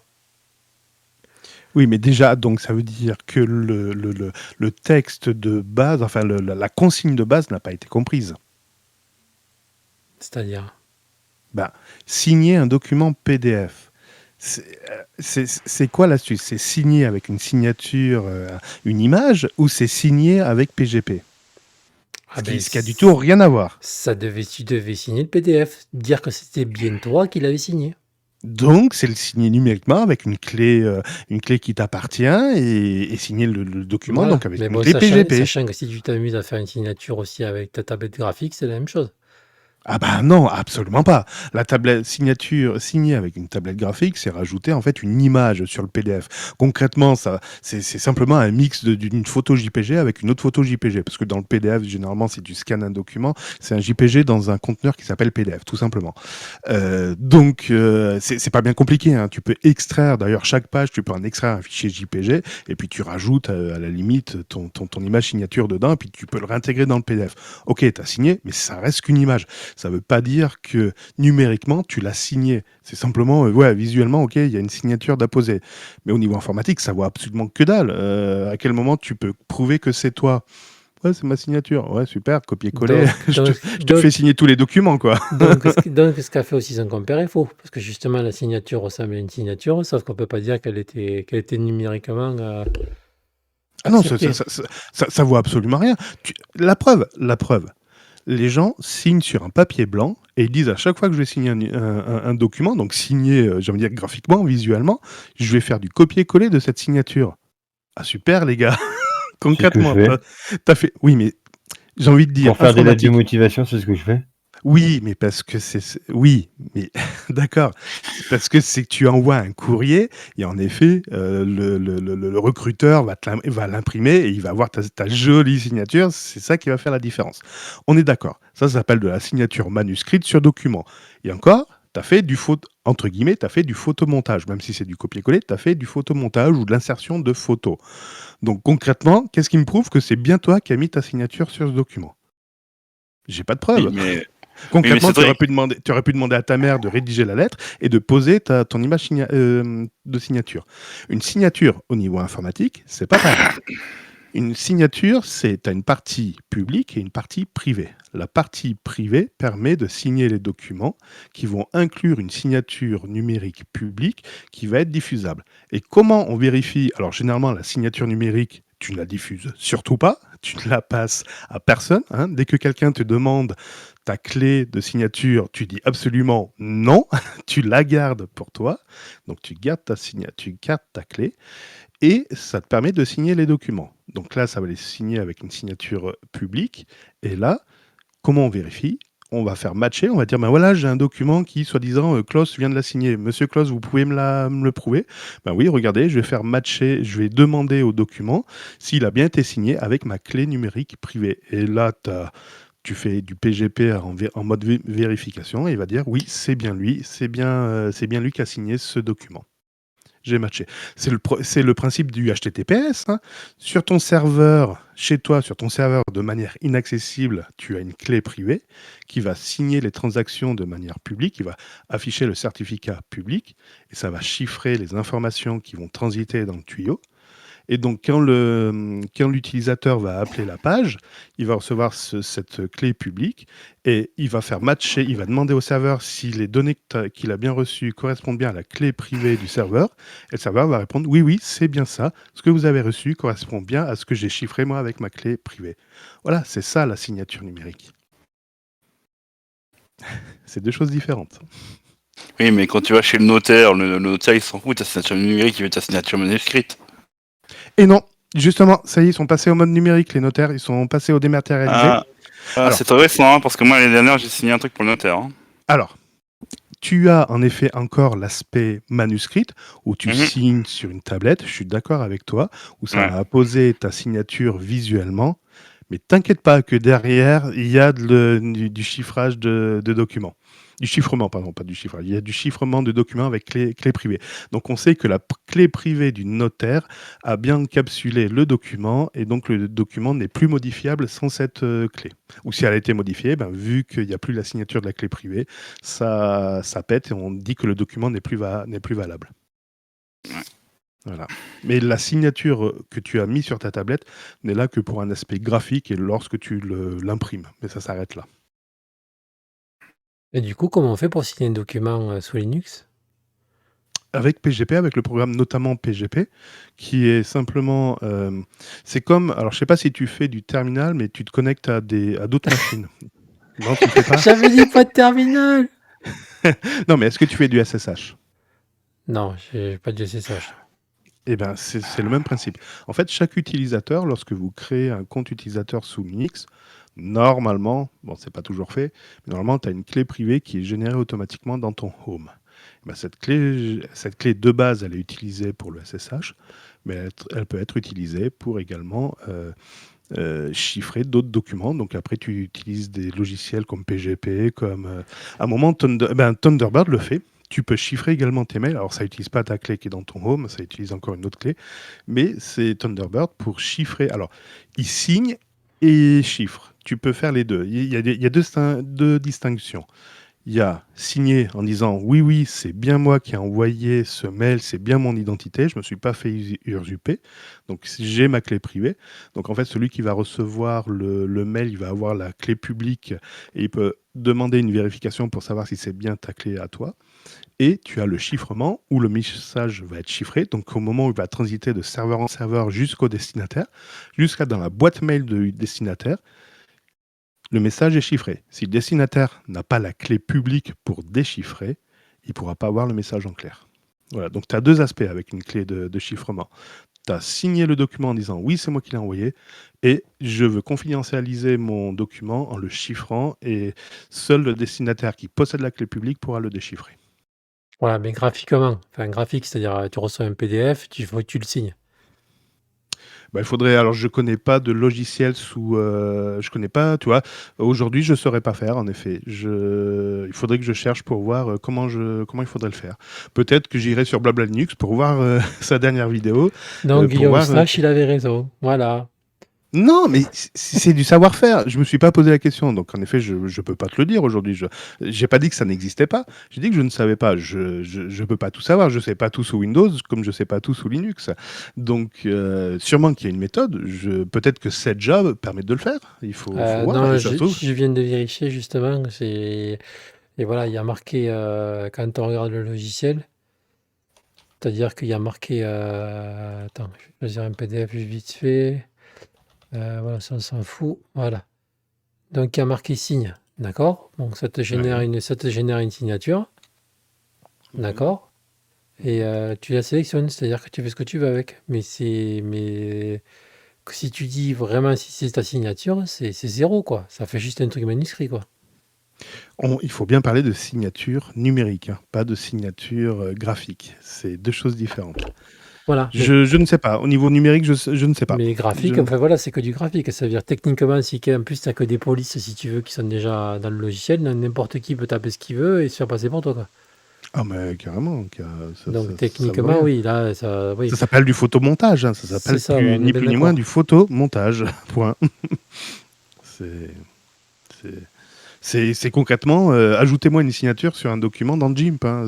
Ils auraient pu faire un raccourci comme ça. Parce C'est qu'en effet, GIMP est capable d'ouvrir un PDF et de le réenregistrer derrière. Donc en effet, tu modifies la photo et tu le réenregistres en PDF. Tu vois, il n'y a même pas besoin de sortir un logiciel. Ça, oui, je sais faire. Là, ça, il n'y a pas de problème.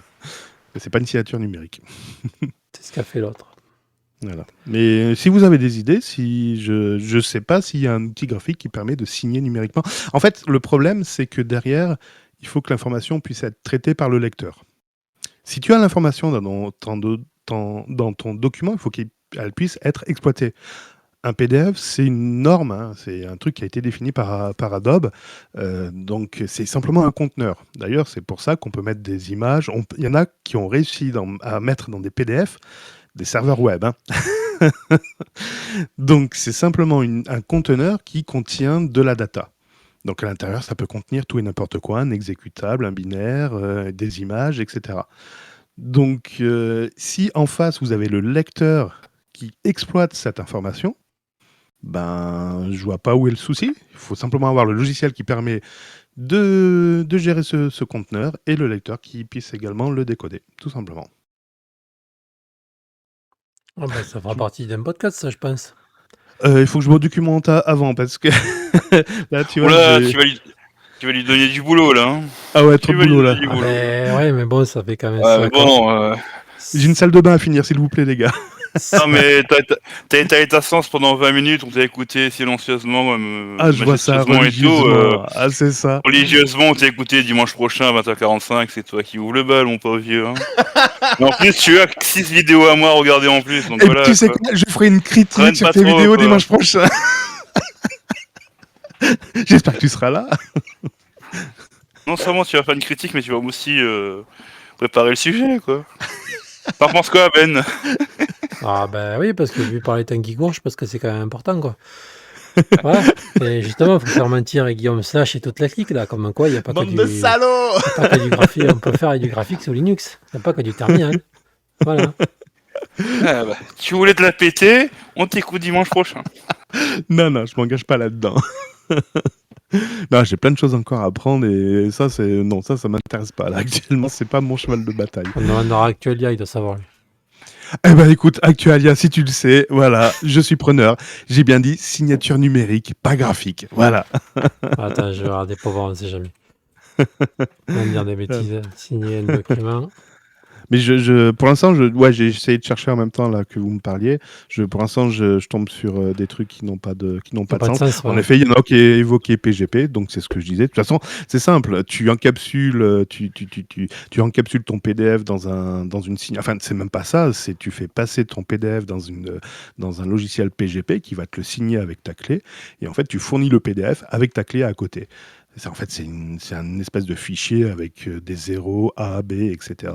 Et qui dit, ben voilà, le document, ça a encapsulé le document, qui dit, voilà, le document, c'est un tel, et il a bien été signé. Donc, si le document subit la moindre modification, la clé ne matche plus. Donc, le destinataire, lui, qu'est-ce qu'il va faire? Il va recevoir le PDF et cette clé qui est juste à côté. Il faut qu'il utilise exactement le même logiciel, PGP, ou un logiciel qui sait manipuler le PGP. Il va lui redonner le PDF, il va lui redonner la clé de signature.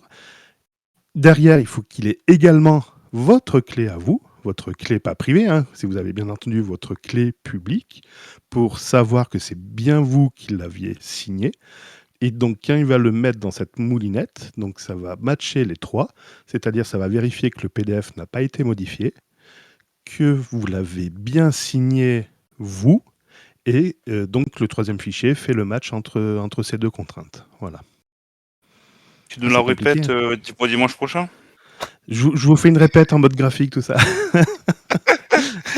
Non, mais tu parles de ça, mais les impôts cette année, c'est à peu près ça, quoi.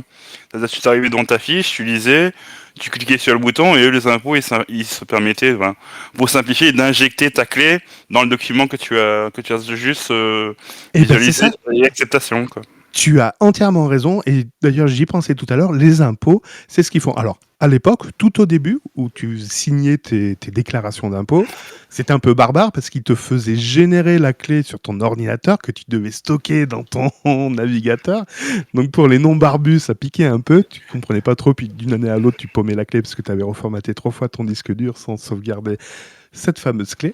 Mais maintenant, j'ai envie de dire, c'est automatisé. Ils t'ont assigné une clé à ton compte en ligne.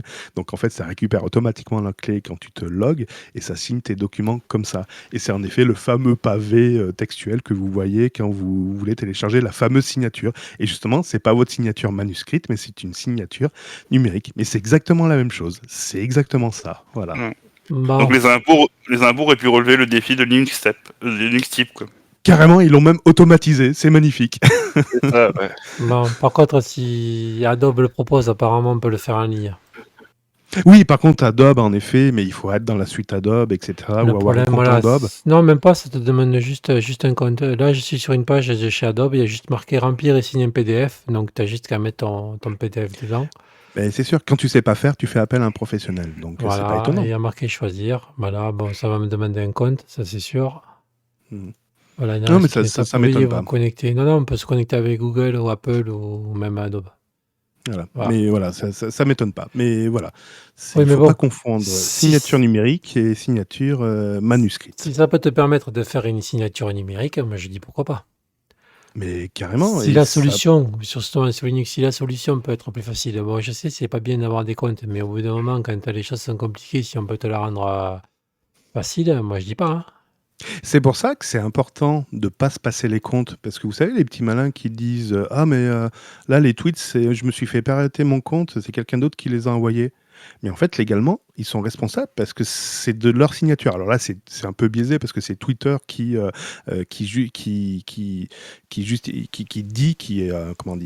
dit oui, c'est bien ce compte-là qui l'a envoyé. Donc c'est Twitter qui fait office de signataire, de dire oui, c'est bien lui. Mais c'est pour ça qu'il ne faut pas passer son compte Linux, son compte Windows, parce que même Windows gère des clés, vous ne le savez pas, mais il a des clés numériques, et que si vous passez le compte à quelqu'un d'autre, ben, concrètement, vous êtes en train de lui passer toutes vos signatures numériques. Donc, votre approbation. Voilà. Donc, imagine demain, on commence à parler de vie numérique avec des cartes d'identité numériques, des permis de conduire numériques. Bientôt, vous aurez tout ça sur votre compte. Continuez à passer vos logins, mots de passe. Ça va faire drôle pour certains. Moi je reviens sur Adobe, donc apparemment, oui, c'est bon, hein. C'est-à-dire que ça remplir comment remplir des formulaires en ligne et signer des PDF en ligne. Donc apparemment, c'est une solution, comme tu parles, hein. Alors, pour remplir un formulaire en ligne, apposez votre signature électronique et suivez ces étapes simples. Voilà. Bon, bah, tu vois, j'ai encore grogné contre. Là, c'est des Américains qui savent même pas ce que ça veut dire signer un document. Ah si, non mais Les Américains, ils savent ce que c'est que de signer un document, t'inquiète pas. Hein. Quoique des fois ils y reviennent dessus. On parle des sous-marins australiens. Non, mais tu te calmes un peu là, parce que je travaille avec les Américains et on est une grosse boîte, donc je sais de ce dont je parle. Ah oui, ils sont gentils les Américains. Écrase, s'il te plaît. Ils sont merci. très gentils les Américains. Voilà, écrase. Ils sont très sérieux. Voilà, c'est Bon. bien, c'est bien. Par contre, pour ceux qui se serviraient du service de chez Adobe, le problème c'est qu'il y a marqué votre fichier sera chargé sur Adobe Document Cloud. Donc après, C'est bien parce qu'ils ont la clé numérique et ils ont le document. C'est génial. bah, là, il y a marqué chargé. On ne sait pas s'ils le gardent. Il y a marqué chargé. Attention. Oui, évidemment. Ce qui n'est pas marqué est sous-entendu. Voilà. Mais bon.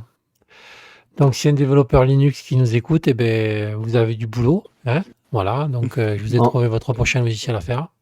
Exactement, c'est pas bien compliqué. Vous faites avec du PGP. Ou si vous connaissez la norme PDF, vous l'intégrez directement dans la. Non, mais PDF. en vrai, là, je suis en train de faire un test là depuis tout à l'heure sur Ocular, hein. Oui. Un logiciel qui permet en fait de visualiser des PDF. Oui. L'autre jour, moi en cours, ça me cassait les noix de devoir aller sur un site pour le convertir en ODT pour LibreOffice. En fait, je me Quoi, suis tu rendu voulais compte, faire péter un document PDF? je voulais juste convertir un PDF en ODT. Ah oui, pour c'est pouvoir c'est faire le terme dessus. gentil, ça, le convertir. en effet. Et en fait, je me suis rendu compte qu'avec Ocular, tu peux faire des insertions de texte dessus et l'enregistrer. Oui, ce qu'on appelle des annotations, ouais. C'est Et vrai que c'est pas mal, en ça. fait, tu peux faire de la modification de police dessus. Tu fais une petite signature comme ça, tu l'envoies, puis c'est fait. À condition. Oui, qui pète pas la clé. Et puis c'est pas ça. Forcément, du moment où tu fais des modifications, ça va péter la clé. Mais ton truc, c'est juste. Je te rappelle que le PDF, c'est un conteneur. Donc, si ton PDF contient derrière du texte, oui, c'est modifiable, tu peux changer des trucs. Vu que c'est du texte format PDF, ça va passer. Si ton PDF à l'intérieur, ce sont des scans, des scans, donc du format image, du JPG, là, ça ne marchera plus. Oui, tu pourras mettre des annotations, parce que ça veut dire que sur l'image, tu peux rajouter une annotation textuelle et ça va rajouter en fait un tag dans le PDF à l'endroit où tu veux mettre ton annotation. Mais ça ne modifiera pas l'image, là. Ce sera simplement dans le conteneur PDF. D'ailleurs, quand on fera une extraction de ton PDF, et c'est ce que je fais moi, j'ai des outils automatisés, j'extrais des PDF, les images JPG. D'ailleurs, après, derrière, je fais de la reconnaissance OCR, etc. Ça me ressort plein d'images JPG et je fais après de la reconnaissance de caractère pour faire du texte. Et donc, j'ai plein de fichiers qui se génèrent, des JPG, des TXT, voilà. Je me dis-moi, trouve un petit fou. Tu ferais pas dans la contrefaçon de papier, toi, par hasard, non?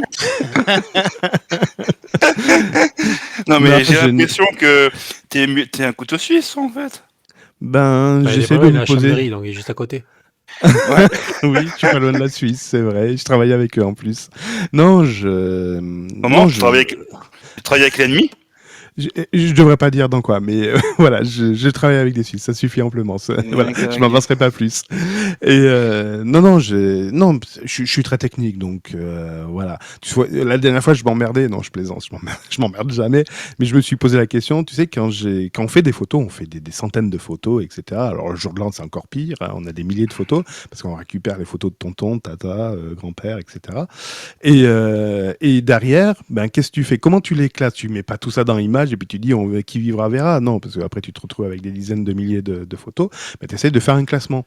Et le meilleur classement, j'en ai pas trouvé de meilleur pour l'instant de toute façon, c'est de faire un dossier année, puis après de faire un sous-dossier mois, et puis à la limite faire un sous-dossier jour.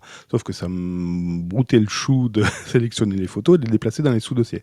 Donc la dernière fois, je me suis fait un petit script qui allait piocher dans les métadonnées du fichier de photo pour relever la date, mais également relever le type d'appareil photo, parce que généralement personne n'a le même appareil photo, hein.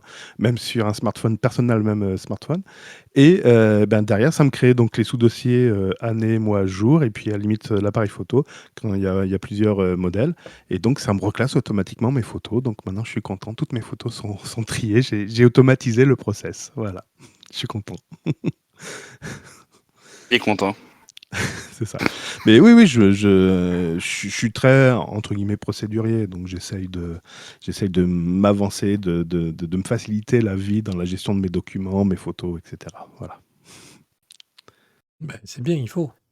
Il faut. Mon père m'a ressollicité pour faire la gestion de documents pour l'instant. Parce que maintenant, c'est vrai que de plus en plus, on reçoit les factures par mail, etc. Alors, quand on s'y tient, on arrive à faire des dossiers, des sous-dossiers, mais quand ça fait 10 ans que tu commences à gérer ça, le dossier des factures, il commence un peu à exploser. Donc, mon père m'a demandé s'il n'y avait pas une solution un peu plus facile pour gérer tout ça. Donc là, je suis en train de réfléchir à relever les métadatas dans les PDF pour avoir des infos et essayer de compiler ça en interface mail, en interface web pour que ce soit un peu plus facile. Voilà. Je suis en train de réfléchir à ça, que ça ne me prenne pas trop de temps, mais voilà, que ce soit un truc facile. Faire une GED, gestion des documents électroniques. Enfin, gestion électronique des documents, pardon. Tu pourras nous en parler en conclusion du podcast de dimanche prochain. Oui, je pense que j'aurai le temps. Alors attends, cette nuit, non, ça va pas être possible. Je verrai ça la nuit prochaine, entre 4h et 6h, je pense que j'aurai le temps. Oui, tu auras le temps. Entre deux fabrications de faux papiers, tu auras le temps. De faux billets, oui. Non, l'encre ne sera pas encore prête, c'est pas possible. Ah, il fait froid, d'ailleurs, l'imprimante 3D ne marche même pas, d'ailleurs, tellement qu'il fait froid. Ah ben oui, il fait trop froid, en dessous de 4 degrés. En dessous, le podcast va durer 2 heures maintenant, puis ça va être la vie de Cédric. Donc pour ceux qui ne savent pas... On peut faire une rubrique, oui, la vie de... Allez, c'est parti, générique, la vie de Cédric. La vie de Cédric, très bien. Non, on va faire comme ça. Cédric, à votre service. Voilà, donc j'ai testé l'imprimante 3D. Non, pour ceux qui savent, j'ai une imprimante 3D et j'avais déjà eu une problématique de froid parce qu'elle est au garage, cette imprimante. J'avais déjà eu une problématique de froid l'an dernier et donc j'ai fait une boîte pour à ce que il n'y ait pas le froid qui tombe directement sur l'imprimante lorsqu'elle est en route. Et puis j'ai envie de dire, la chauffe du plateau et de la tête suffit à elle-même pour se maintenir au chaud, entre guillemets, quand je ferme la boîte. Sauf que cette année, je n'avais pas prévu qu'il fasse aussi froid. Et donc j'ai eu le malheur de l'éteindre et je l'ai rallumé là quand il a commencé à neiger, donc il faisait à peu près 2 degrés dans le garage. Donc elle m'affiche tout, machin, ok, très bien. Je commence à sélectionner mon objet que je vais imprimer et là elle me met qu'elle ne peut pas démarrer le plateau, enfin elle ne peut pas démarrer la chauffe du plateau parce qu'il fait trop froid. J'avais pas prévu ça, tout simplement. Donc là, il faut que je réfléchisse pour mettre un radiateur, pour relever un petit peu la température. Alors, je sais pas, peut-être à 10 degrés, pour qu'elle puisse se relancer. Et voilà. Donc pour l'instant, voilà. C'est imprimante chinoise. Voilà, t'aurais pas dit français, t'aurais pas été emmerdé. Exactement. Pas de plateau chauffant, et ça aurait marché tout seul. C'est une Ender 3 pour ceux qui savent voilà, pas. mais c'est chinois. Ouais. Non, mais c'est pas ça. Non, les composants. Mis à part si tu as des composants qui proviennent de l'armée, normalement, les composants sont faits pour travailler entre 5 et, je crois, 35 degrés ou 40 degrés maximum. Donc, forcément, que quand tu vas en dessous ou au-dessus, forcément, tu as des soucis. Et là, je pense qu'elle s'est mise en protection pour éviter d'avoir des soucis. Ton imprimante, tu l'as commandé chez Naotech ou quoi? Alors, je l'ai commandé chez Naotech. Ils en prennent plein leur carte de l'époque. Ils ont rien demandé concrètement. Ils ont fait une critique. On va mettre un petit tag Naotech, il va être content si je tombe dessus, quoi. Non, je l'ai commandé où? Ah, je l'ai commandé. Alors, je l'ai même pas commandé sur AliExpress. J'ai dû la commander chez Feu Wish. Non. Gearbest. J'ai retrouvé la facture là. Elle provient de chez Gearbest. Voilà. Gearbest, c'est une boîte du Nord, ça? Non.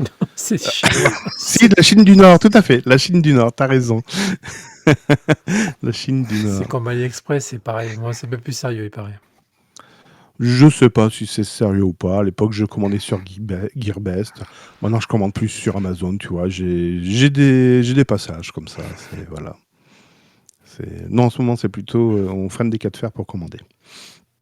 Ouais, puis il faudra être pressé aussi, non? Alors, je commande actuellement sur AliExpress et il faut vraiment pas être pressé. Chez Ali, non, il faut pas être pressé, parce que chez Ali, c'est... Ah non.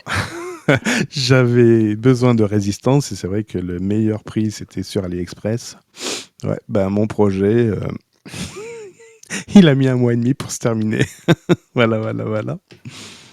Non, il faut vraiment pas être pressé. Après, ici, ils ont des entrepôts en France, tout ça, mais tu reviens sur des prix Amazon. Donc, Ah, mais tu as commandé des résistances électroniques? Ouais, des résistances électroniques. Ouais. Ah, mais j'ai déjà fait aussi chez Ali. Et ça prend énormément de temps parce qu'ils font des commandes de gros, en fait. C'est ça, ils attendent qu'il y ait beaucoup de stock. Ouais, voilà, ouais. Il y a beaucoup de commandes pour commander parce que C'est ça. comme ils sont directement en contact directement avec le producteur, C'est ça. ils font une grosse commande, quoi. C'est ça. Donc, ouais, après, si tu commandes sur les entrepôts français, ça revient aussi cher que Amazon. Et là, il vaudrait mieux commander sur Amazon parce que ben, au moins, tu as la garantie du retour. Oui, mais après, je sais pas si tu suis des youtubeurs en électronique. Je sais qu'il y en a un, alors, j'ai plus en tête.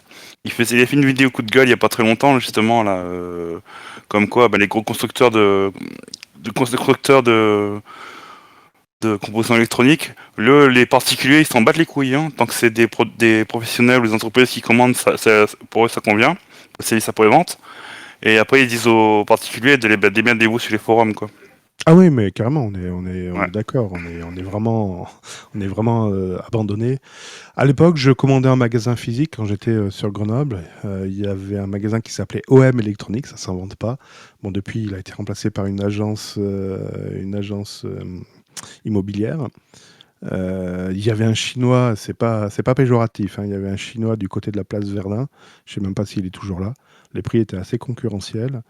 Et maintenant, je crois il doit encore rester Charla Électronique du côté de la gare. Mais le problème, c'est que faire 100 bornes pour aller pour aller chercher une résistance, ça fait un peu cher la résistance. Ouais, il nous reste encore Conrad Électronique et Selection. Conrad, c'est quand même cher. Hein. Ouais, je sais, c'est Surtout les cher. frais de port. Et en plus, le pire, c'est qu'ils te mettent de la pub sur le site. C'est ça qui est bien en plus. Ouais. Sur le site, encore, tu bouffes encore de la pub. Et Putain, mais Sélection, voilà. Oui, Putain, mais Cédric, tu me déçois, quoi. T'es pas prêt à prendre ta voiture pour aller chercher une résistance, mais t'es pas un homme. J'étais prêt, franchement, j'ai reçu une invitation. J'avais reçu une invitation, c'était pour le 1er ou le 2 décembre, pour se rencontrer IRL avec un autre Twittos, pardon. Et j'étais déçu, il n'a pas donné suite. Il a pris peur, je pense. Non, je plaisante. Nico, si tu m'écoutes, ça tient toujours. Pour les Quand jeunes tu qui veux. nous écoutent, à une époque, on avait dans chaque ville de préfecture en général, on avait un magasin de jeux vidéo, on avait une boutique d'électronique et une boutique d'informatique. C'est-à-dire qu'on pouvait se trouver à peu près tout ce qu'on voulait, mais c'était un autre temps. Voilà, les jeux étaient dans des boîtes, on en trouvait au Carrefour du coin. Ou à C'était la notre Fnac. époque. Voilà. Ouais, mais j'avais pas la Fnac, moi. Moi, À la Fnac, t'avais le rayon CD de titres. T'avais le CD de titres à la Fnac. J'avais Mammouth, moi, Mammouth. Ah oui, Mammouth écrase les proutes. Non, ça c'est Mamie, pardon. Il y avait des jeux vidéo, ouais, dedans. Oui, ce que tu avais disquette 3 pouces aussi. Tu trouvais disquette vierge en magasin. Ah ouais, pour l'anecdote, là je suis allé à la médiathèque de Chambéry ce week-end et je vais voir le gars qui tenait, enfin le responsable du rayon audio-vidéo. Je lui fais, si vous voulez, j'ai des CD à vous, à vous donner que je m'en sers plus. Il me regarde désespéré, il me fait, mais en fait, il y en a de moins en moins qui partent en prêt. On ne sait plus quoi en faire. Voilà, donc ouais, le matériel commence à péricliter, mais de façon inquiétante. Alors, je ne sais pas si c'est inquiétant, mais en tout cas, c'est significatif. Ben, on en Même reviendra. dans la médiathèque. C'est ça, on en reviendra. Le problème, c'est que maintenant, tout passe par le démat et on en reviendra. Ah, on C'est ce verra qu'on bien. dit avec les DRM, mais je sais pas, on y va tête baissée. Ouais, c'est bizarre. Bizarre. Ben, le fait de posséder quelque chose quand tu l'achètes, Je pense que c'est pas. Alors, tu as possédé physiquement, donc avoir le support entre les doigts, et le posséder en disant oui, il est dans mon ordinateur et je peux l'exploiter à n'importe quel moment. Et je pense que ça, les gens l'ont pas encore compris avec ces histoires de Steam Co. Ils s'imaginent que c'est à eux, mais non, comme tu l'as très bien souligné, à n'importe quel moment, Steam peut dire bah non, tu peux plus jouer à ce jeu. Mais non, tu ne peux plus jouer à ce jeu. j'ai payé. Et ça a commencé, psychologiquement, ça a commencé avec Netflix. Hein. À quel moment vous vous êtes dit c'est ma série? Non, j'ai regardé la série. Ouais, ok, très bien. Et surtout si t'as pas fini la série, qu'il enlève. Ah, ça m'est jamais arrivé encore ça. Je remarque que je regarde pas beaucoup. Oui, mais c'est vrai que tu dis ça, mais il y a certains jeux, tu sais, ils sont pas protégés, hein. C'est vrai, c'est vrai. Oui. Hmm, Il y a des jeux c'est sur vrai. Steam, ils sont pas protégés, hein. C'est vrai. C'est-à-dire que tu télécharges, tu l'achètes, tu le télécharges, tu peux le prendre, tu peux y jouer à l'extérieur de Steam, quoi, sans que tu aies le lancé. T'en as pas beaucoup. Et puis ça doit pas être des gros titres. Si, ben il y en a un qui s'appelle Shiwi Punish Them, c'est un jeu auquel je joue, il est pas protégé, quoi. C'est un jeu sous Unity. D'accord. Bon, Il y a une grosse communauté de joueurs, donc voilà quoi. c'est pour ça, voilà. Si vous avez l'occasion pour acheter des jeux vidéo, COG, Steam, c'est vraiment, voilà, quand il y a pas autre chose, mais bon. Parce que même s'il y a des promos, voilà. Le coup du Resident Evil, ça m'a fait chier, quoi. Vous voulez le passer à quelqu'un de votre famille, vous pouvez pas, quoi. Ouais, malheureusement. Ça redistribue les cartes au niveau des droits. Voilà, les éditeurs ont enfin repris la mainmise sur comment ils décidaient de distribuer ou oui, de distribuer leur jeu. Voilà, c'est comme les films, c'est comme les séries. D'ailleurs, Canal+ a rebattu les cartes, ça y est, maintenant ils ont le droit de diffuser un film 6 mois après la sortie. Pour finir dessus, voilà, c'est qu'avant, on pouvait copier tout ce qu'on voulait, quoi. Moi, ça me dérange pas de payer une taxe sur les disques durs et tout, mais dans ces cas-là, qu'on me laisse la liberté de copier ce que j'ai envie de copier, quoi. Ah, la licence globale. Bah ouais. Mmh, Tu fais quoi, là? licence Elle sert à quoi, la licence globale, là? Mmh. C'est pas à toi? Elle n'a pas son nom. Là, c'est pas une licence globale. C'est justement, ils ont bien fait gaffe de ne pas l'appeler licence Oui, globale. mais bon, tu veux bien payer une taxe, mais dans ces cas-là, que je copie ce que j'ai envie de copier. Mais là, ça sert à quoi? Ça sert à rien. Non, légalement, la taxe n'est pas là pour t'autoriser à copier. Elle est là pour lutter contre le piratage. Ce qui n'est pas tout à fait la même chose. Ça ne te donne pas l'autorisation de copier. Ouais, En bon, fait, bah, ils ont un constat de piratage, de copie, mais ça ne te donne pas une autorisation. oui, mais pourquoi tu la payes alors? Parce que c'est une obligation. Non, D'ailleurs, mais on oui, peut se là, poser la question, est-ce qu'aujourd'hui, il y a encore du piratage? Voilà, on peut se poser la c'est question. surtout que tu n'as plus le droit de la copie privée, quoi. Avant, tu pouvais t'acheter un truc, tu avais quand même le droit de la copie privée. C'est-à-dire, tu Je crois que pouvais Airboxer a quelque chose à dire. Non, mais Non, pardon. il y a Oui, des oui. gentils pirates qui contribuent à la communauté, à l'essor de Proton. Non. Il y a Des pas de gentils gentils. pirates. Non. C'est Des ce que je gentils dis. pirates. Il n'y a pas de gentils ou de mauvais pirates, c'est du piratage. Bon, il faut arrêter à un moment. Voilà. Non, mais il y a quand même ce qu'on appelle les white hats et tout ça, quoi, dans la communauté. Hein, donc, Oui, c'est surtout que tu as des jeux vidéo, ils tournent mieux sans DRM qu'avec les DRM. Ça a été prouvé, ça. Les versions oui, pirates des jeux tournaient beaucoup mieux qu'avec les versions DRM. oui, avec comment ça s'appelle encore le dernier, là, qui a défrayé la chronique, là, Des nouveaux. Des nouveaux, voilà, ouais. Qui plante les jeux une fois qu'il est installé, quoi. Voilà, alors que la version pirate, elle marche beaucoup mieux, à comprendre. Mais j'en reviens à ton histoire de la copie privée, c'est un droit français. Et justement, alors à l'époque, tu vois, au lieu de répondre par une taxe, ils ont répondu par une autorisation. C'est-à-dire, ils ont autorisé les particuliers qui faisaient une copie de leur vinyle sur cassette audio, la bonne époque du cassette enregistreur cassette audio. Donc, ils donnaient l'autorisation de faire une copie à titre privé. Donc, c'est-à-dire que tu n'avais pas le droit après d'exploiter l'œuvre enregistrée, et d'ailleurs même l'œuvre originale, tu n'avais pas le droit de l'exploiter en radiodiffusion, donc en radio tout court, ou en public. Tu n'avais pas le droit de diffuser de la musique en public sans autorisation spécifique ou en boîte de nuit. Donc ça, en effet, c'est un héritage qui date des années, je crois, 60, un truc comme ça, le droit à la copie privée. Et tu vois, à l'époque, c'était pas une taxe. En tout cas, on nous avait pas fait subir ça comme une taxe. Est arrivée en effet la copie numérique avec les fameux CD gravés et DVD Ah, gravés. je me rappelle. Voilà. Quand c'est Et là- sorti, ça, tu les entendais tous pleurer, là. Aïe, aïe, on va tous mourir. Voilà. Aïe, aïe, aïe. Et là, qui c'est qui est en train de payer, là? C'est nous, là. Maintenant, ils sont en train de mourir, là. C'est ça. C'est Et les là, ils se artistes gavent. maintenant, c'est les artistes qui pleurent parce qu'ils ne touchent pas assez, d'ailleurs.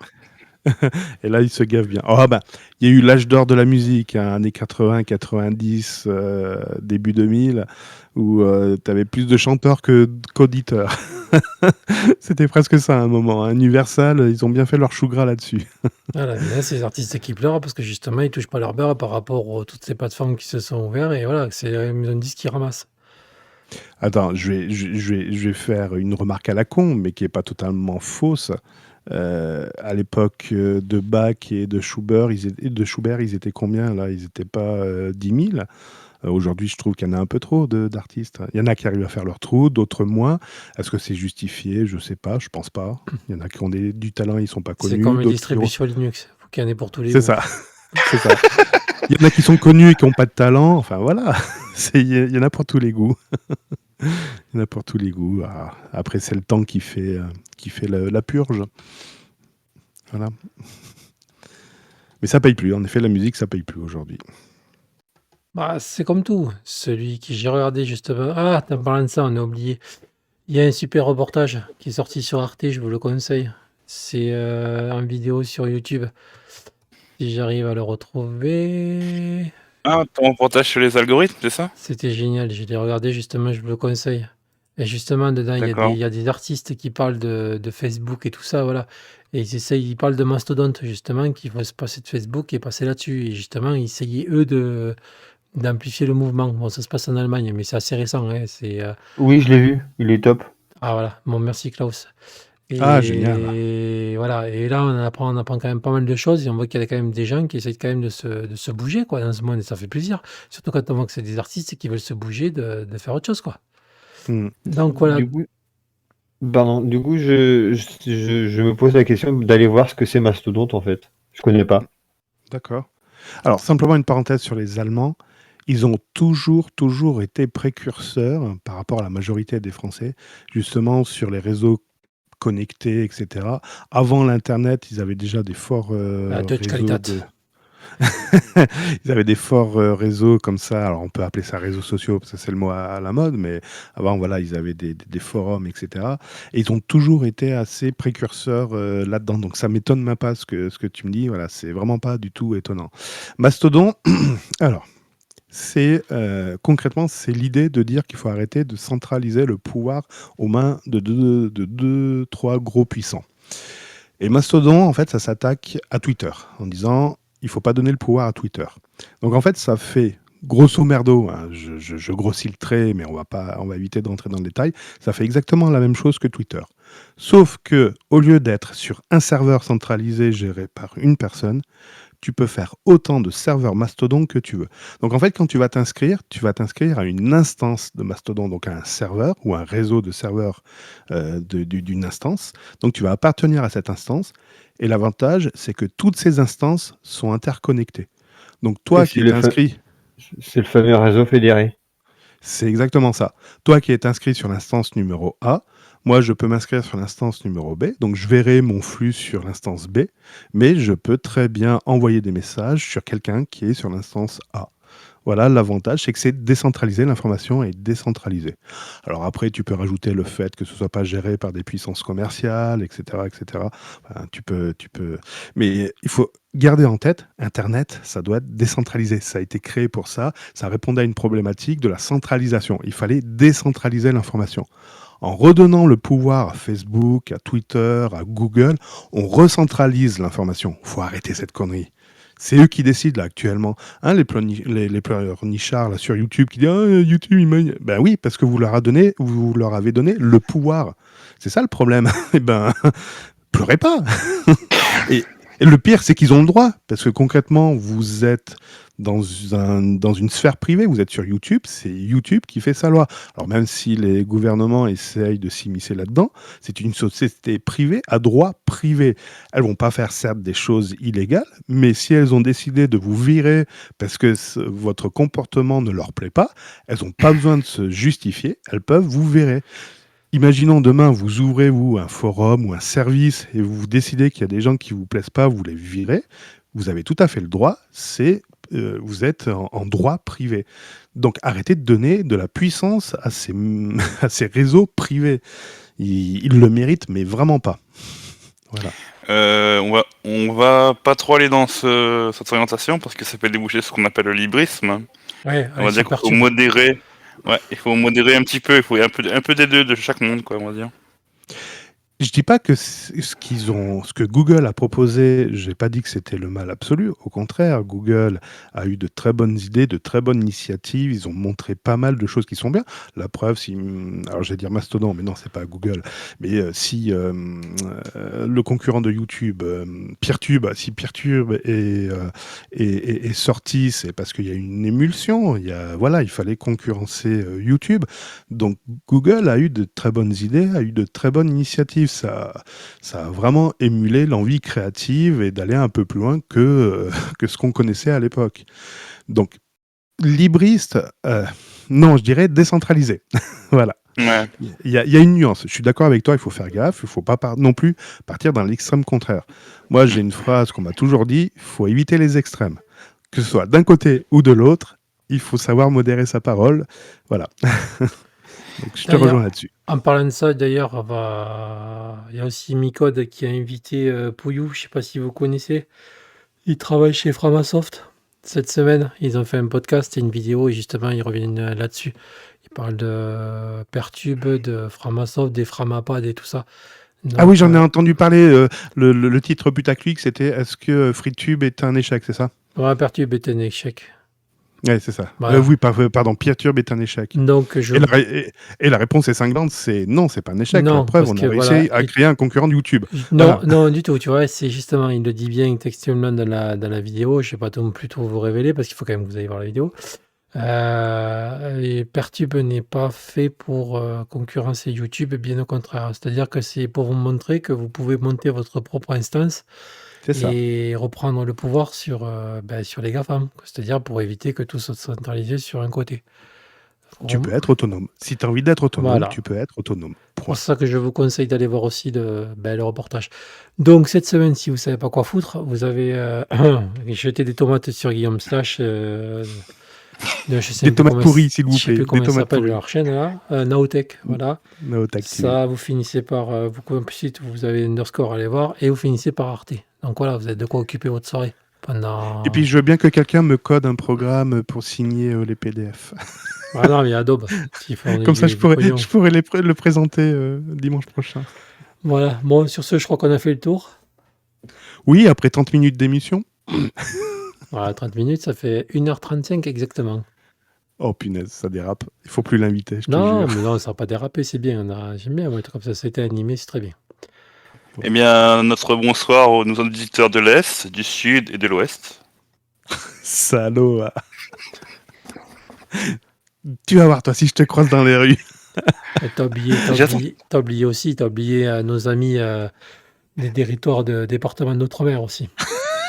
Et de Corse, hein, voilà. De Corse, Oui, plutôt ceux qui sont de l'océan Indien, de la Nouvelle-Calédonie et tout, voilà, et de Corse. de nos auditeurs du Canada, du Royaume-Uni, des États-Unis. Exactement. Je sais plus aussi où on nous écoute. Ben, partout dans le monde, voilà, parce que apparemment le podcast a l'air de bien Il cartonne. partout. On cartonne pas.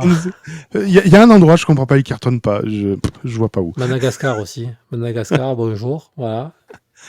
Le Canada aussi. Voilà. Et on a même les États-Unis aussi. Voilà. Ah bon, même les États-Unis? Oui, on a les États-Unis aussi.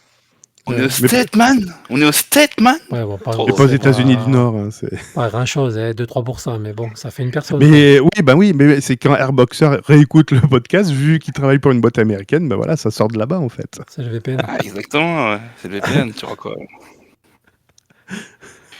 Il y a juste un endroit qu'on n'a pas encore conquis, mais bon, on y travaille, quoi. Avec Cédric, on y travaille. Justement, il faudrait commencer par là. Ouais, mais bon, hein. Il se la pète trop dans le Nord, je trouve. Ah, c'est un style qui se donne, mais écoute, si on s'arrête comme ça à l'image que tu donnes, tu fais pas le pas, tu fais pas le premier pas après ça, voilà. Il faut dépasser tout ça. Bon, Attends, mais si je vous fais le premier pas, je l'invite pas à danser. Je l'invite pas à danser, hein. Oui, on est d'accord. bon, pour le prochain podcast, tu nous testes la Red Star d'OS, Cédric? Oui, tout à fait. Oui, nos amis chinois ils vont apprécier. Oui, tout à fait. Pas chinois, nos amis coréens. Coréen, pardon. D'ailleurs, oui. tu passeras le bonjour à Kim. Kim. Voilà, Kim. Kim. Voilà. C'est le prochain variant coronavirus. Je crois qu'on a perdu notre le futur podcast. Moi, je gagnais un voyage en Asie, hein, c'est sûr. Hein. Ah oui. Youpi. Enfin, je te le laisse celui-là, hein, franchement, à moi. Youpi. Non, merci. C'est déjà le goulag ici, alors tester les Gaules d'ailleurs, laisse tomber. On en reparlera quand on sera confiné, enfin si on nous présente un nouveau confinement. D'ailleurs, Ouais. si vous avez un nouveau confinement, passez sous Linux, vous aurez le temps de le tester comme ça au moins. Il n'y aura pas de problème. Et puis le Discord sera là pour assurer le SAV, c'est ça? C'est ça. Pas comme chez Naotech. Oh, Bon, ben, je crois que là, Guillaume, il va être vacciné, là. Il aura sa 3e dose gratuite, là.